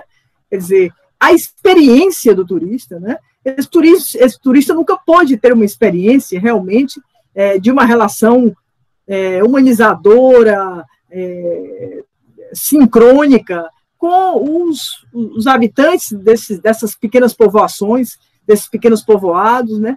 E muitos foram, digamos... expulsos, né, das suas cidades. Uma parte expulsa e outra que acabou trabalhando, não é? Dentro do sistema ali proposto pelo resort, de uma forma a se tornar um indivíduo, digamos assim, sem força simbólica, sem autoestima, destruindo sua identidade local. Nós não somos, realmente, você tem razão, o Brasil nunca entrou, nós somos, se a gente analisar em termos de destino, o Brasil inteiro recebe a mesma população de turistas que recebe a cidade de Miami. Perfeito. É igual, quer dizer, o Brasil está longe, nós nem começamos, você tem toda a razão. Agora, quando a gente começa às vezes errado, né? Começa repetindo, não os acertos, observando empiricamente os processos, mas pelo contrário, a gente parece que vai pegar, né, das experiências internacionais o pior delas, porque esse imaginário colonizado é enorme, né, Paulo? Eu fico muito triste, professora, que nós ainda não nos libertamos. Complementando a sua fala, eu vejo que a gente está num processo de construção e de transição que parte muito também da evolução de representantes desses órgãos, assim, dos nossos... A gente cai sempre na mesma caixa do poder público, desejando construir outros tipos de modelo de desenvolvimento para os lugares, né? E isso eu acho que o Sebrae cumpre um papel muito, muito interessante de tentar provocar aceleração em alguns espaços, a gente sabe que muito do que a gente coloca vira uma semente, a gente provoca, a gente tem uma iniciativa de valor no final do ciclo, e às vezes aquilo só vai virar uma realidade um pouco depois, né? Então, assim, a gente está provocando essas gestões locais para serem mais protagonistas. O turismo acontece no município, é a cidade que é ali colocada como uma dinâmica. Ficar esperando políticas estaduais ou políticas nacionais que venham a dar um norte é sempre uma perca de tempo e, infelizmente, por diversas crises que aconteceram no governo federal, com o turismo, né, nos últimos anos, se parou no tempo de uma política nacional e estados que ficaram esperando, e municípios que ficaram apenas esperando uma lógica de construção da política pública, acaba, de fato, a gente acaba tendo aí um processo ainda de evolução nos modelos de gestão municipal, para que a gente tenha, de fato, secretarias que consigam ter um diálogo com outros representantes E a gente chega nesse momento onde o que foi colocado de lado por muito tempo, que são os ativos da economia criativa local, é a sabedoria popular do meu pai, é o mestre artesão, é a sambadeira da beira do rio, viram os grandes ativos agora. E aí, finalizando essa fala, aí eu vejo, sim, o turismo, o nosso aqui local, como ainda uma janela de oportunidade para que a cultura tenha vitrine e tenha um reposicionamento na vida das suas comunidades, né? Conheço mestres e mestras que agora, com o turismo não acontecendo, não estão trabalhando, não tem mais para quem apresentar, o artesão não tem para quem vender. Então, essa conexão da cultura e turismo, nesse olhar de um turismo de experiência, ela se fortalece ainda mais. Acho que Adriano já está nos ouvindo, né, Adriano? Vê que você mandou uma mensagem. Já sim. Estão me ouvindo agora também? Sim, agora sim. Que bom, então perfeito. Isso aqui é uma mesa dinâmica, né? Já estão dialogando, é fantástico. Veja só, eu estava acompanhando vocês aqui, e interessante nessa experiência, como que as falas, né, de vocês estão bem casadas, né? E uma expectativa que a gente acaba criando mesmo, né? Eu lembrava também, e Cláudia, né, participou também próxima, né, do Ministério da Cultura, à frente da Secretaria da Economia Criativa, e aquele modelo que a gente viu, né, de gestão pública através das conferências de cultura, e que isso é possível graças à nossa própria Constituição Federal, né? E que a gente tem essa possibilidade, digamos assim, isso enquanto potência, né? E de ter essa articulação também, né, com os conselhos de turismo, como que a gente pode aprofundar mais essa dimensão, né, de um turismo menos predatório, né? Agora, a gente já tendo também algumas intervenções aqui, e eu quero também já registrar também a presença dos professores Leonardo Costa, Beto Severino, do Sérgio Sobreira, e aí eles colocaram também algumas perguntas aqui, e tem também uma intervenção no chat do João Paulo. Então, na sequência aqui, eu quero ver se a gente pode já abrir para que eles possam fazer as intervenções, né? Primeiramente, tem aqui o professor Sérgio Sobreira, depois professor Severino, na sequência, o João Paulo, pode ser? E aí a gente abre aqui para eles fazerem a pergunta e passa a palavra para a mesa. Pode ser, Sérgio? Está ouvindo a gente? Pode ser. Legal. Me ouvem? E aí? Sim. Sim, mas que delícia! Bom te ver. Seu conterrâneo, Cláudio. Meu querido! Eu não sei por que vocês roubaram ele do Ceará e levaram ele para a Bahia. Não sei por quê. Enfim, a minha provocação, na verdade, assim, é mais um desconforto que converge muito com o que Cláudia coloca, que é esse cenário de incerteza. A gente sabe que, de alguma forma, seja pela vinda de uma vacina, pela evolução da tecnologia médica, ou pela repactuação de uma série de valores e modos, a vida vai configurar uma normalidade possível. Eu não gosto de falar novo normal, Cláudia também tem rejeição a esse nome. Mas eu fico pensando se tudo isso não é muito bem-vindo exatamente para que a gente repense, né, todo o conceito que a gente tem do modo como se tem feito turismo, né? Porque, como o Cláudio muito bem aponta, e tem uma parte de Beto Severino no bate-papo textual dessa live, convergindo nesse sentido. A gente tem vivido muito um simulacro de experiência turística, né? A gente estar nos lugares, mas a gente não faz uma imersão no território, na cultura, na identidade. A gente olha tudo meio como olho de vitrine. E acho que assim a imagem que melhor representa isso são aqueles ônibus cheios de turistas parando em determinados lugares e as pessoas circulando por dentro das cidades, dos territórios, vendo literalmente a cidade, o destino pela janela, sem, na verdade, se relacionar com a cultura daquele lugar. Então eu fico pensando, já começa a se falar que o turismo vai ser retomado aos poucos, numa proporção mais regionalizada, mais local. As viagens de longa duração, sobretudo por via aérea, vão demorar para serem retomadas. Então, se do lado a gente tem toda uma questão econômica de como refazer a economia e o modelo de negócio dessa cadeia, e do outro lado a gente tem esses aspectos interferindo dentro disso, como é que a gente pode pensar um novo ethos para o turismo, onde essa experiência do contato se dê mais pela imersão na cultura, pelo contato com o território e a identidade de uma forma mais efetiva, e que tipo de encaminhamento pode ser feito, né, por os profissionais da cultura, do turismo, do marketing, da comunicação, enfim, todos aqueles que de alguma forma estão relacionados e são afetados por esse assunto. Essa é a minha questão. Ótimo, obrigado, Sérgio. Vou devolver a sua pergunta à mesa, então. Quem quer responder? Olha, Sérgio, deixa eu te dizer uma coisa. Eu penso que agora, neste governo Bolsonaro, a cultura que se tornou, portanto, uma secretaria especial, estar dentro do Ministério do Turismo, é o que se chama até de uma ironia, né? De uma ironia terrível, porque essa aproximação não seria ruim, em princípio não seria ruim.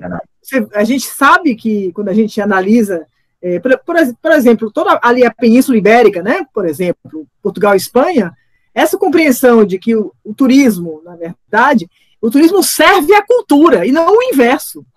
Não é a cultura que serve ao turismo. O turismo é somente, na verdade, a criação, né, de infraestrutura, né, das condições de estruturação de um destino, mas os produtos são simbólicos. Os bens e os serviços são de cultura. Né? Então, lamentavelmente, nós vamos sair desse governo Bolsonaro, se Deus quiser, em breve, e essa aproximação não terá valido muita coisa, porque nunca houve no Brasil, e aí eu tento aqui dizer para você que concordo com a sua insatisfação, uma verdadeira integração entre políticas públicas de cultura e de turismo, mas nunca. Historicamente, são secretarias, sejam elas estaduais, seja o próprio Ministério da Cultura, quando era ministério. O diálogo é absolutamente sazonal e insatisfatório.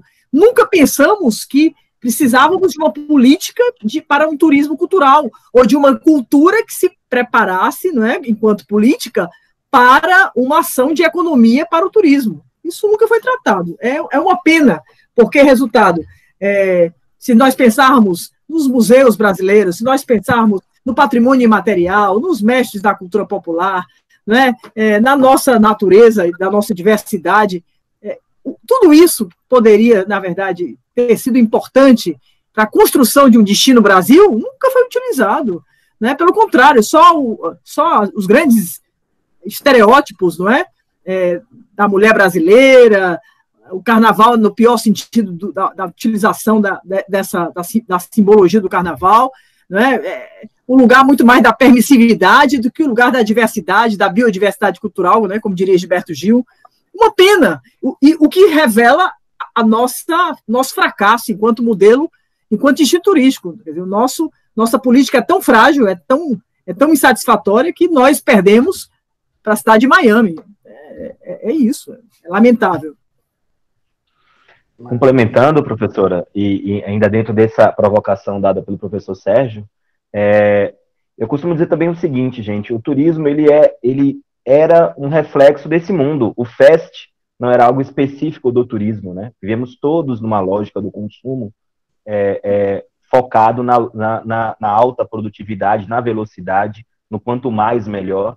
Dizer que eu fiz um Grand Tour na Europa e visitei 10 cidades em 4 ou 5 dias é melhor do que eu ter vivido 15 dias em Paris, ou enfim, a lógica da quantidade não era exclusiva do turismo, e o turismo representou muito bem, né, isso, e os produtos cada vez mais preparados para experiências superficiais, e isso a gente viu de maneira muito forte nos últimos anos. O que existe de esperança para esse novo momento é que, se de fato a gente vai conseguir aprender com esses 4 meses aí de geladeira, o mundo todo numa grande geladeira, se nós vamos de fato aprender a desacelerar e assim desejar experiências devagar. O slow food, enquanto movimento, ele é um alento nesse olhar mundial aí desse desejo para o consumo das experiências de maneira, colocando de fato a dinâmica do capital, a velocidade do capital de lado, para que você consiga ter experiências mais espaçadas, degustar com mais prazer os lugares, os pratos, a cultura, né? Paulo, mas aí, aí corroborando com o que você está dizendo, é que o ideal era que nós reduzíssemos o tamanho dessa economia, porque, na verdade, o que você está dizendo é que todas as cidades europeias que estão abrindo agora, elas estão maravilhosas. Lisboa voltou a ser a Lisboa adorável, com uma presença de pessoas que não seja uma presença ameaçadora, não é, de turistas, mas a cidade onde você senta, onde você frui, onde você entra no espaço, no equipamento cultural, e você encontra pessoas, mas não é uma superlotação, onde você passa por aquela experiência artística, cultural, no sentido do fast food que a gente está falando aí. Perfeito, então, perfeito. A grande questão agora é perguntar se o turismo, e pensar nas associações que representam a cadeia produtiva, todas elas têm um imaginário da indústria do turismo, todas elas têm essa obsessão pelo lucro acima de tudo. Eu não vejo mudança, eu não quero me iludir que no pós-pandemia nós vamos encontrar uma Brasel, uma BIH renovadas, com espírito de cultura, que agora entendem que o mundo é muito melhor quando as experiências são menores, são mais sensíveis, e que small is beautiful. Não vai acontecer. Mas é que tá, professora, na lógica até do lucro, em muitos lugares, experiências de maior valor agregado, mais espaçadas, elas são mais caras, né? Então, assim, o turismo tem se colocado nesse caminho também pelo valor do retorno financeiro desse processo. Nada é de graça, de fato, não existe almoço grátis. Se esse movimento acontecer, é muito um olhar também de um público que deseja uma experiência diferenciada e que deseja também estar disposto a pagar. E, portanto, mais exclusão, né? Mais exclusão. Sim. E aí, concluindo, só para verificar o que eu quis dizer, professor, ainda mais quando você citou essas grandes cidades, o que eu quero colocar é que essas grandes cidades também sempre viveram no 220, numa velocidade ampliada, e que o turismo ele embarcou nessa mesma velocidade que o mundo todo estava, né? Então, realmente, concluindo a comentário do professor, se de fato houver um aprendizado, porque movimentos e tendências de um consumo consciente, do turismo de experiência, elas existem, pontuais, ainda específicas para certos mercados, para certos nichos, mas se a gente de fato conseguir aprender e ampliar o aprendizado que essa geladeira que todos nós entramos com a quarentena aconteceu, eu acho que existe sim um caminho para avançar em passos lentos, mas sim eu enxergo alguns avanços mais próximos. Como o professor disse, nesse primeiro momento as experiências locais serão fortalecidas, as grandes viagens, o modal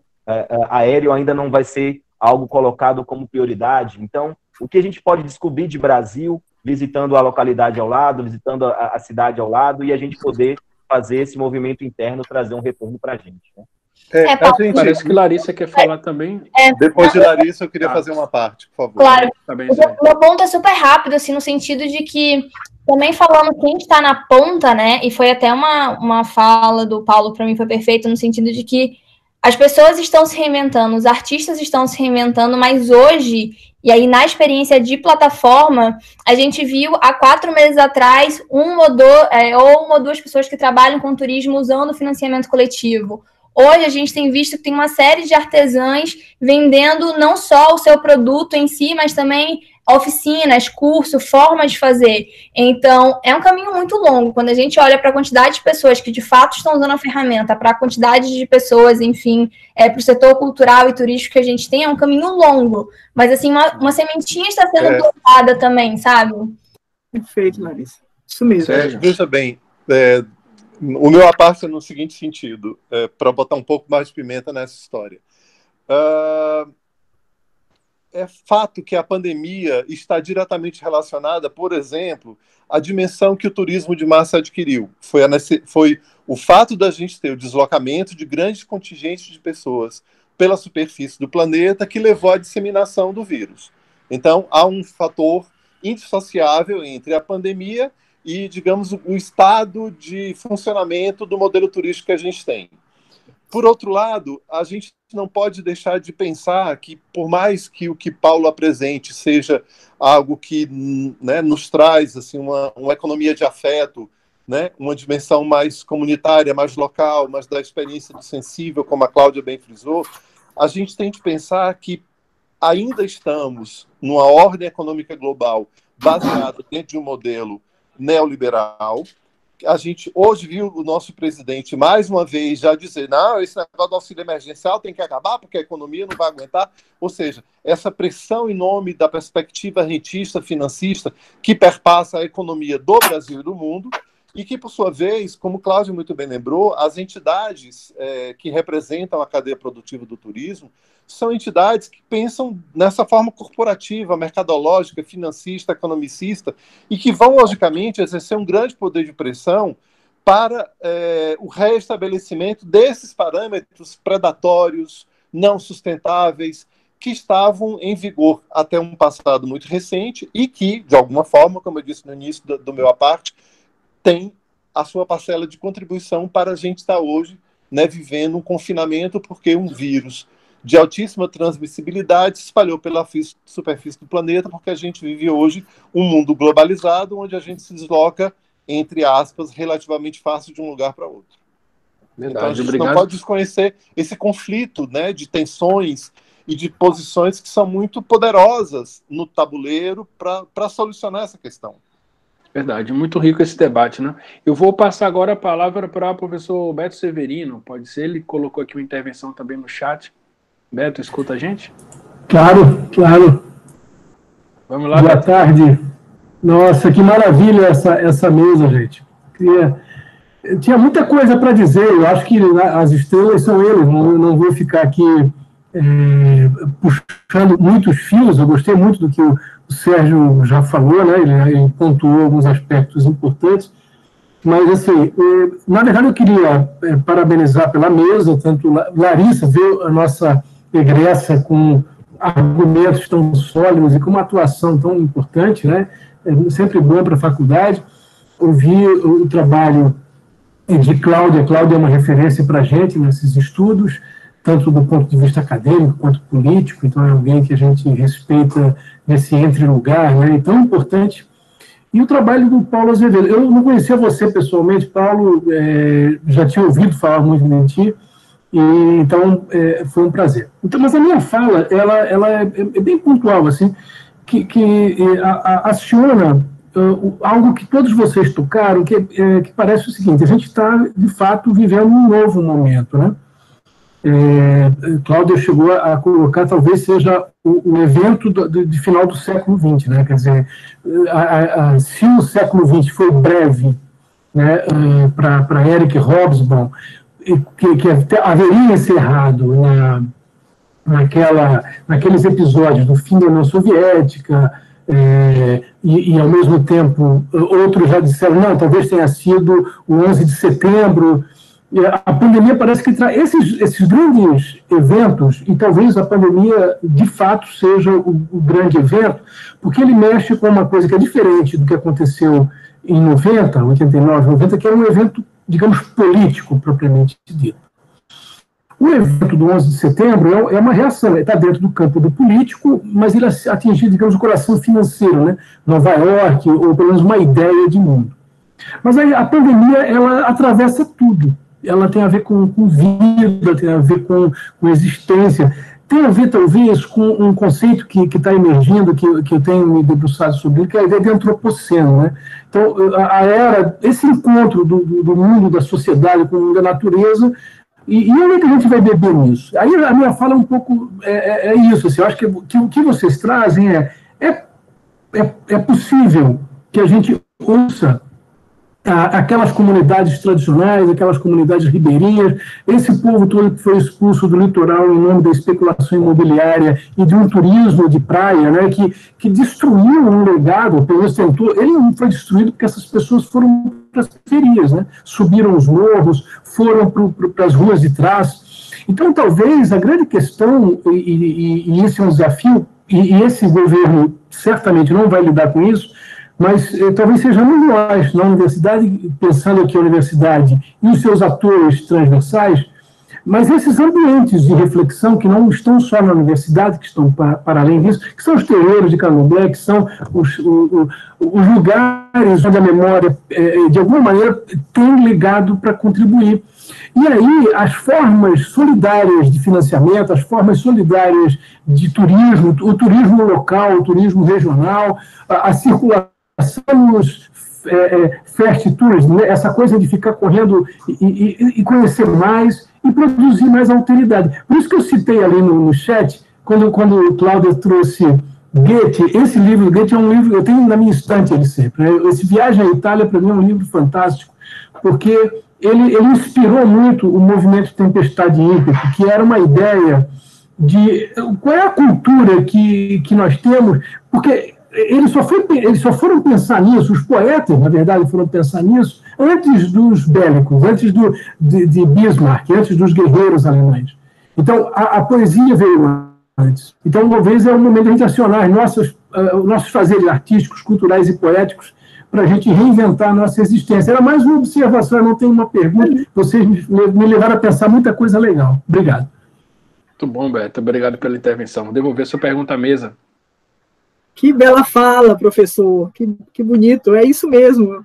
Acho que a gente tem que reinventar a economia, né? E aí eu gosto muito, tenho até pensado sobre isso, né? Nesse nexo, professor Beto, dentro da Agenda 2030, do desenvolvimento sustentável, né? Se a gente fizesse uma espécie de evolução das compreensões, né? Dessas convenções internacionais, da Unesco, esses grandes documentos, né, que primeiro colocam a cultura dentro do desenvolvimento, né? Então, está lá, patrimônio cultural, as artes, dentro, né? Ou seja,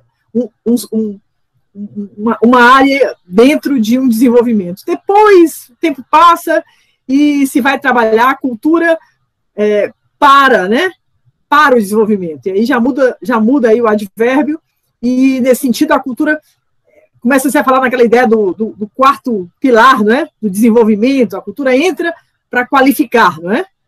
E eu acho que nós estamos chegando, se esse século XX acabar, tomara que ele acabe, mas eu acho que nessa transição seria para a gente imaginar a cultura como o próprio desenvolvimento sustentável.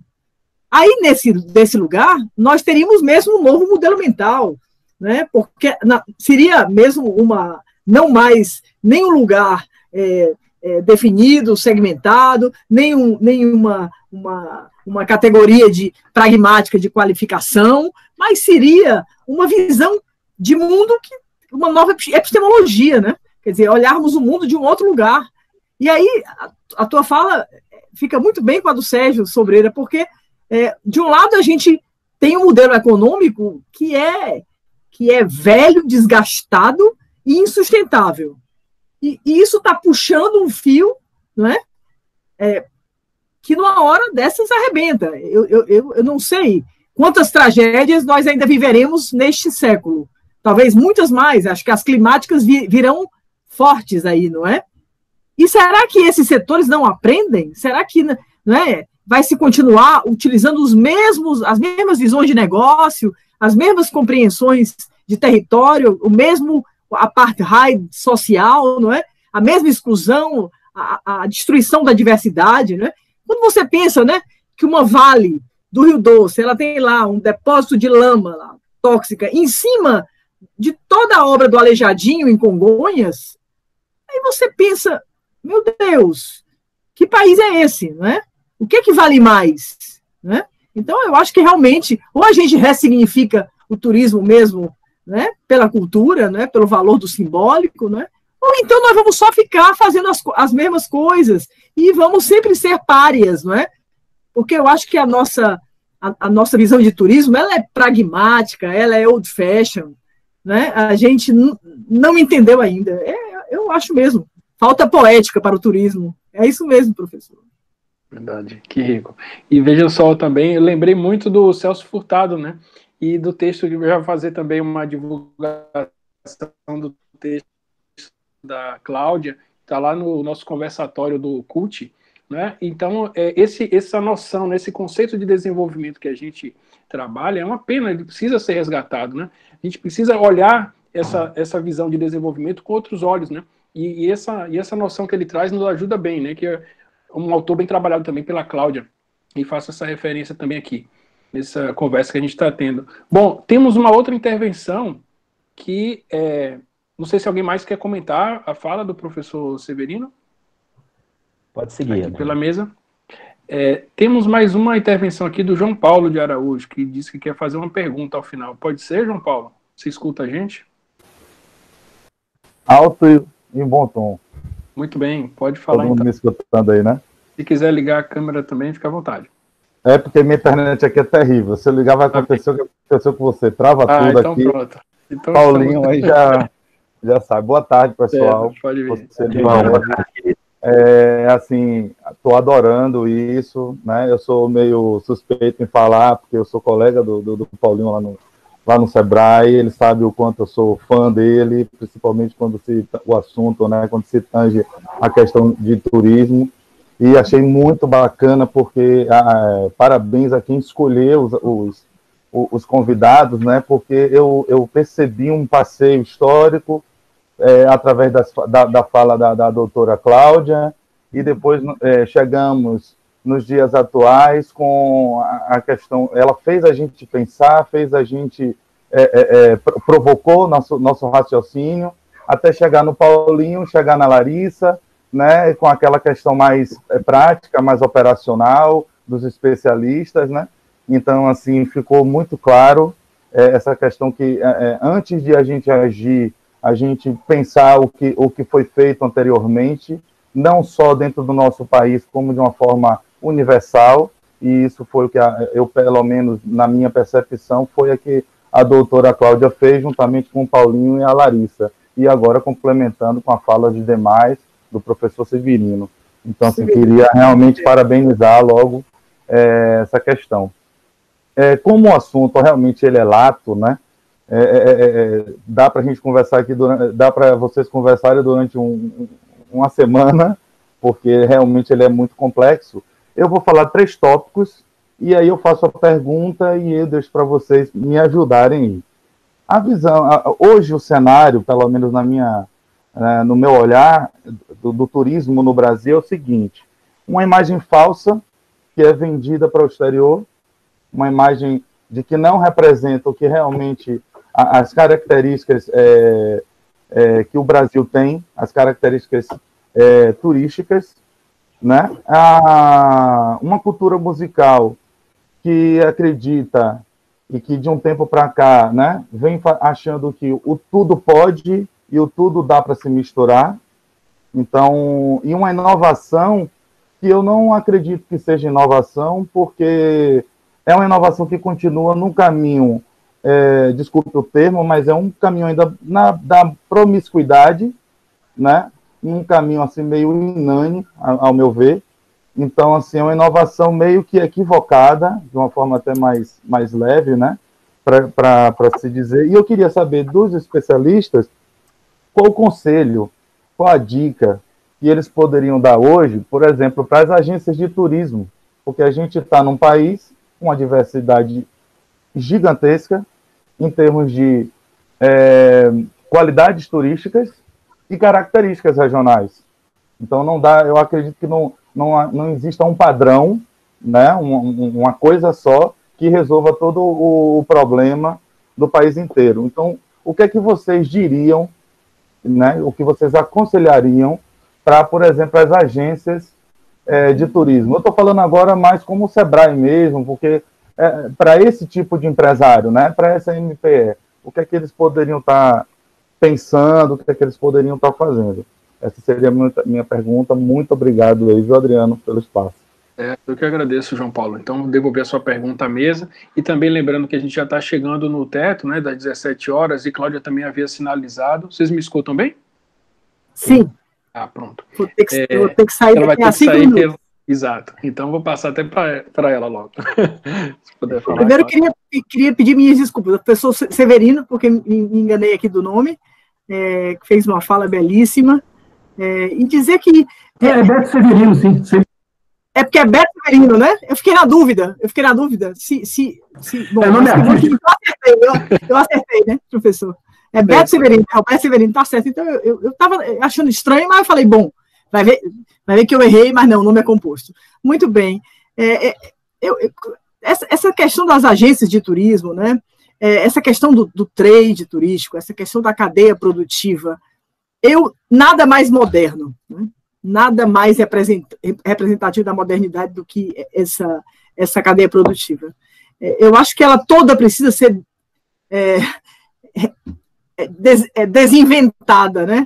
Descriada, para ser reposicionada, né? Diante desse tempo que a gente acredita em que, digamos, talvez por questões sanitárias, nós vamos andar distâncias menores. E talvez aí a gente possa até, quem sabe, fazer descobertas maiores, não é? Aprofundar, digamos, essa experiência goetheana da vilegiatura, né? O sentido do flanar e do se perder, né?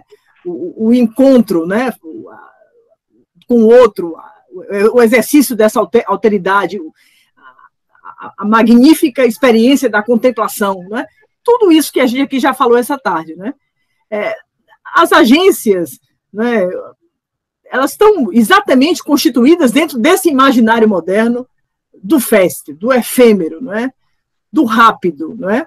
Aquela história que o Paulo estava aqui dizendo, tudo que leva tempo e que exige, portanto, menos gente, será mais caro, não é? Eu tenho impressão aí, viu, Paulo? Vou querer passar a palavra para o Paulo para ele completar aí um pouco dessa ideia da pergunta do professor. Mas eu tenho impressão que é essa lógica que nós precisamos exatamente enfrentar. Eu acho que essa fatalidade que esse sistema capitalista nos coloca diante é uma coisa absurda. É quase um dogma religioso. Se for feito de outra forma, será caro, não é? Então, poucos terão acesso e, portanto, haverá cada vez mais exclusão. Ora, quer dizer, nós estamos, portanto, entre essa pobre dicotomia de um turismo de massa barato, que é esse que as agências de turismo fazem, né? Ou de um turismo sofisticado, delicado, de nichos de mercado especializados, e esse turismo, então, é um turismo para pessoas que têm dinheiro, que têm possibilidade de gastar. Eu acho que isso é um falso dilema. Eu acho que a gente tem que enfrentar agora esses falsos dilemas, né? Precisamos pensar novos modelos de negócio, porque, veja bem, com o avanço das tecnologias, hoje eu encontro na internet sites e links em que eu posso visitar virtualmente uma cidade, né, do jeito que eu quero, com o tempo que eu quero, ainda sentar na mesa do café e tomar o café. E fazer isso tudo, né, de uma forma virtual, um passeio digital. Ou seja, se as tecnologias nos permitem passeios virtuais, se a gente pode ir uns óculos, não é? Sente o vento na cara e a música toca como se eu estivesse lá em Paris, eu tenho mesmo que ter um produto e uma experiência diferente na minha presença física, né? Senão, na verdade, daqui a pouco nós vamos abandonar a relação com o físico né, por essa possibilidade de fruir pelo virtual, que também parece um absurdo, né? Então, assim, acho que são coisas para a gente pensar. Eu penso que, quando eu penso no campo da cultura e no campo do turismo, eu vou terminar a minha fala aí, eu diria para vocês, eu vou fazer aqui uma anedota, mas eu acho que o campo do turismo, quando se relaciona com o pessoal da cultura, diz assim, ai meu Deus, lá vem os chatos da cultura, que querem preservar, valorizar tudo e que não deixam a gente ganhar dinheiro. E vice-versa, quando chega, né, lá do pessoal da cultura, o pessoal do turismo, aí o pessoal da cultura diz, ai meu Deus, lá vem aquele pessoal do capitalismo que quer acabar com tudo e tornar o território terra arrasada.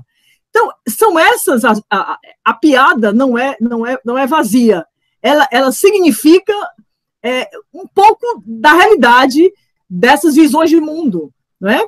Acho que essa conversa entre os discursos da cultura e do turismo, né, essa integração de políticas, essa visão transversal, nós estamos muito distantes dela.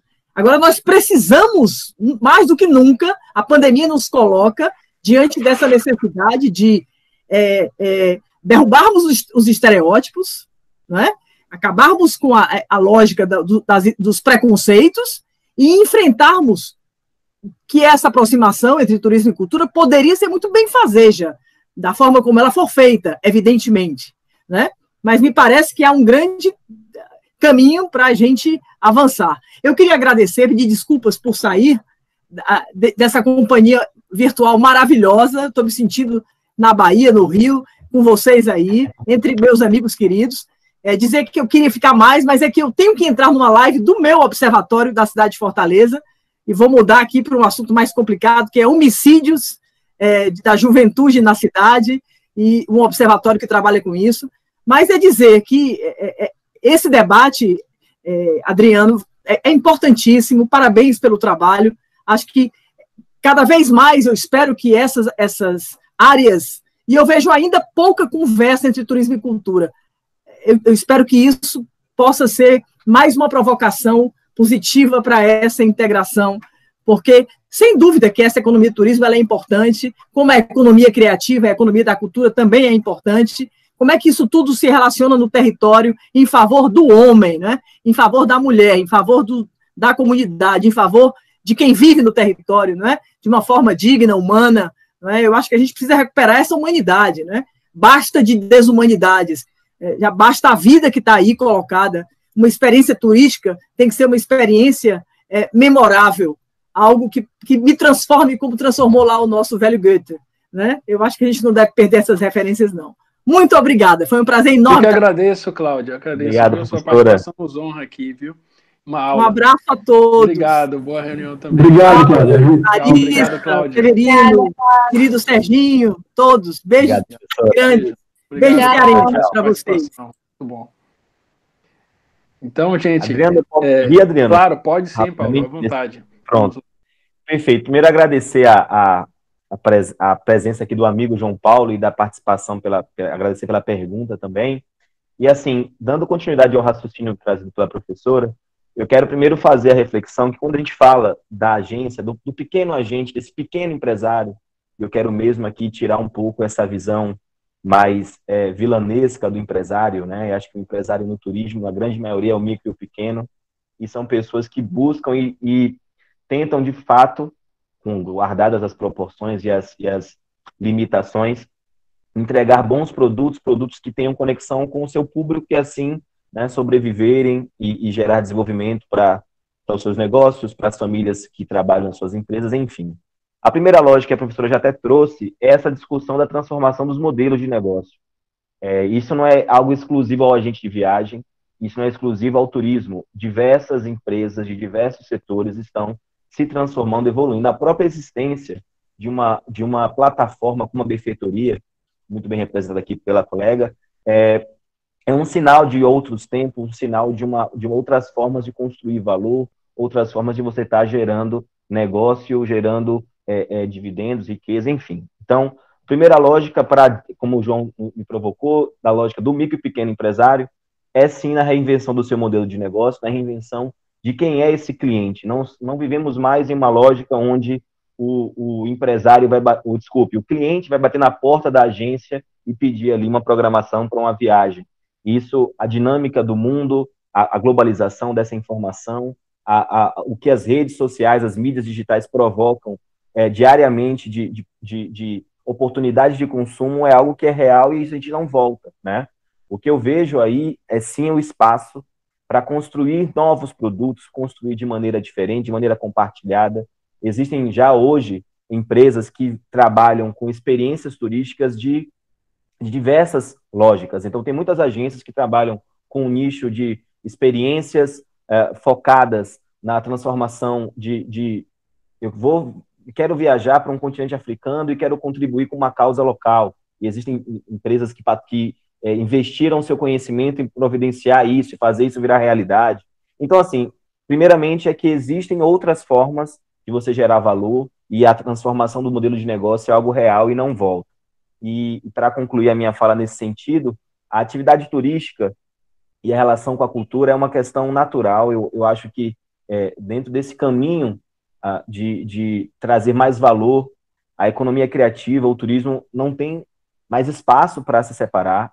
Se a gente busca ofertar experiências mais acessíveis, experiências mais ricas, sustentáveis, é um caminho sem volta, a união do turismo e dos ativos advindos da economia criativa.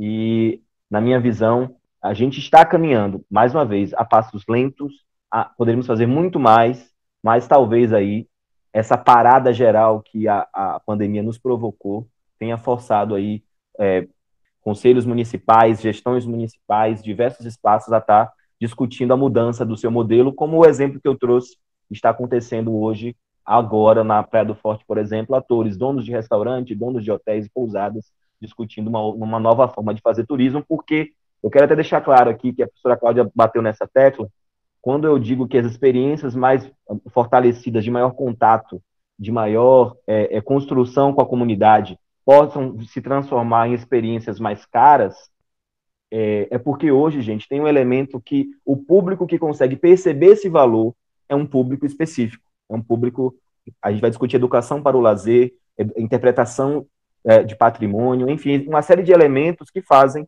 ainda, infelizmente, um público específico enxergar valor nesse tipo de experiência. Eu acho que é um processo em construção, é um processo de fortalecimento nosso aí, que a gente tende a evoluir juntos, mas com certeza não vai ser algo fácil, é um trabalho de luta, de convencimento e de disputa. A gente sabe que não existe espaço vazio, se grandes figuras do trade se mantêm se posicionando com visões retrógradas, que a gente busque se participar de alguma forma e provocar a reflexão para ver se a gente consegue avançar enquanto coletivo, enquanto unidade.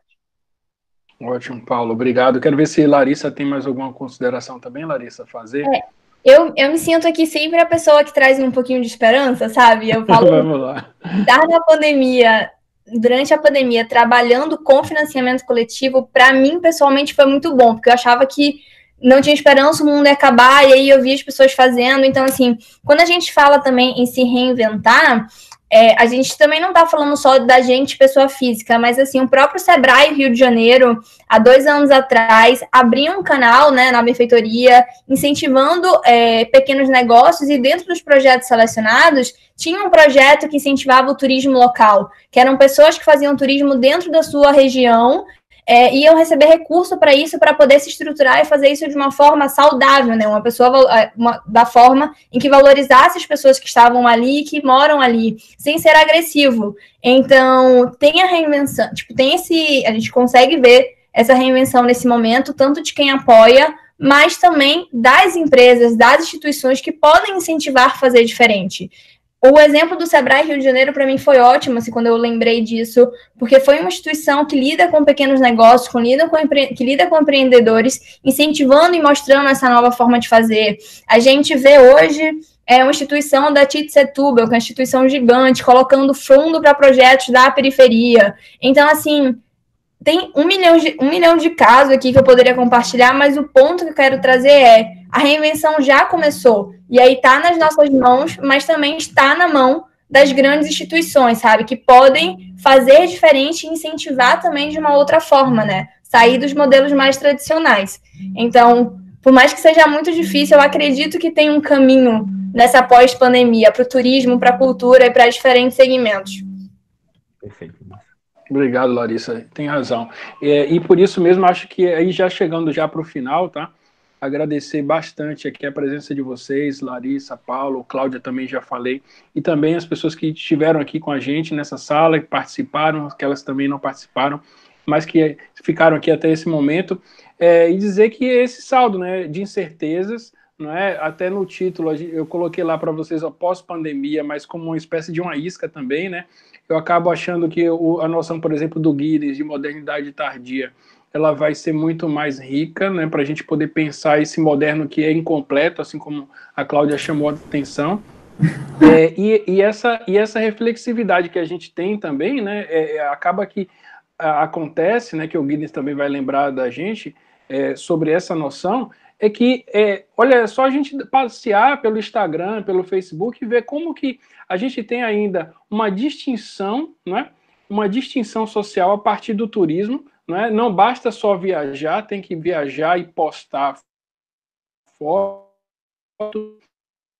apresentar também as refeições, ou seja, e aí lembrando lá daquela pesquisa do Bourdieu, a distinção, né, e que ele faz uma rica apresentação sobre como que esse capital simbólico ele entra na sociedade moderna, e essa visão desse capital simbólico também está no turismo, né, esse consumo que é um consumo mais elástico, né, e ao mesmo tempo que a gente vai precisar se reinventar sim, e, ao mesmo tempo que a gente precisa pressionar o poder público para que ele faça essa articulação entre essas pastas, né, que também colocou também a Cláudia Leitão, em relação ao turismo e à cultura, infelizmente, pela pandemia e o pandemônio que a gente está vivenciando, talvez isso não seja possível por agora, tomara que passe logo também, mas, assim, inovar também em outros modelos, né, como esse que a Larissa apresentou e que também o Paulo Azevedo, que é de dialogar com uma dinâmica mais tripartite, né, de implicar também o cidadão, de implicar também a cidadã, ampliar também essa possibilidade de interface,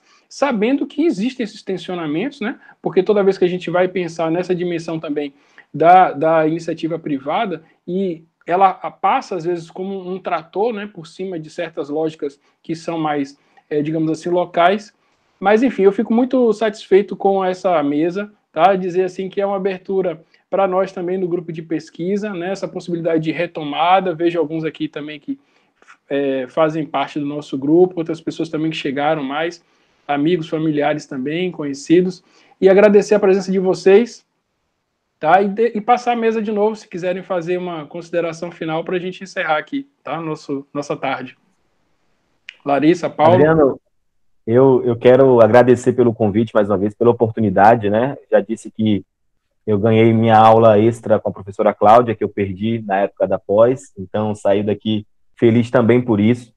Já digo que vou entrar em contato com Larissa para a gente fazer mais projetos, já disse que já fizemos antes, e eu acho que o momento o quão oportuno esse espaço de ampliar horizontes, de realmente pensar fora da caixa, na lógica de produzir solução, produzir saídas, né?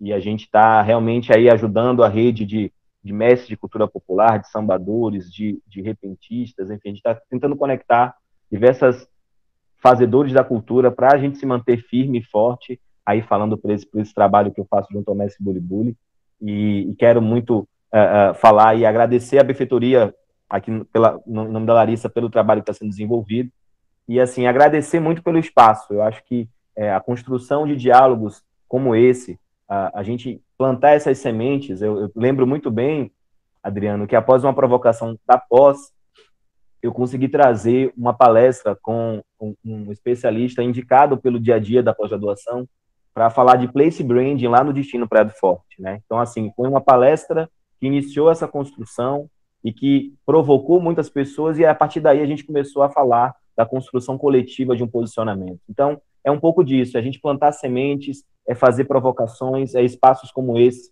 Eu acho que são espaços que não devem ser encerrados na medida que a gente volte para a nova normalidade, como foi dito aí, e que a gente mantenha o diálogo aberto, a academia aberta, para a gente estar apresentando outros lados das moedas aí, para a gente poder continuar crescendo junto, tá? Então, agradeço mesmo a oportunidade, foi uma tarde muito rica.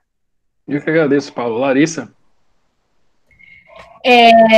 Também agradeço muito a oportunidade de estar aqui, assim, sou cria da Facom, né, então todo convite que o Adriano faz, quer falar alguma coisa da Facom, eu quero, porque para mim é um ambiente muito rico de troca, a Facom, né, me formou muito, assim, no sentido não só profissional, mas humano também, eu acho que esse diálogo, ele é fundamental para a gente entender e questionar como que funciona, a gente está num momento de quebras, né, onde a gente não sabe o que vai ser o novo normal.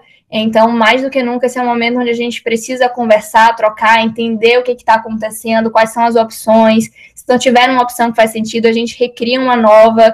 Então, isso não vai acontecer se a gente não conversar, olhar no olho, por mais que seja virtual, e apresentar todos esses pontos. Então, muito obrigada. Paulo, estou super à disposição para você, tá? E para toda a sua rede, se quiser falar sobre projetos, mobilização de rede, vamos trocar, não só você, todo mundo que está aqui. Então é isso, essa mobilização e essa troca é fundamental. Que bom, Larissa, obrigado. E acaba que a gente vai fazendo também essas conexões e redes, né? E quando estamos juntos. Obrigado mais uma vez a vocês. Também quero agradecer a Sueli, também Yasmin, que não pôde estar presente aqui, Sheila, que nos teve um problema técnico e está aí também com a gente aqui acompanhando, Jéssica, e dizer que o nosso papo continua, então, a Facom também vai disponibilizar o link dessa nossa roda de conversa, né, editada, então vocês vão poder também curtir e depois passar para outras pessoas que queiram visualizar o que a gente discutiu aqui nessa tarde, tá? Agradecer a vocês também imensamente pela participação, que foi uma tarde muito rica. Obrigado a todos e todas.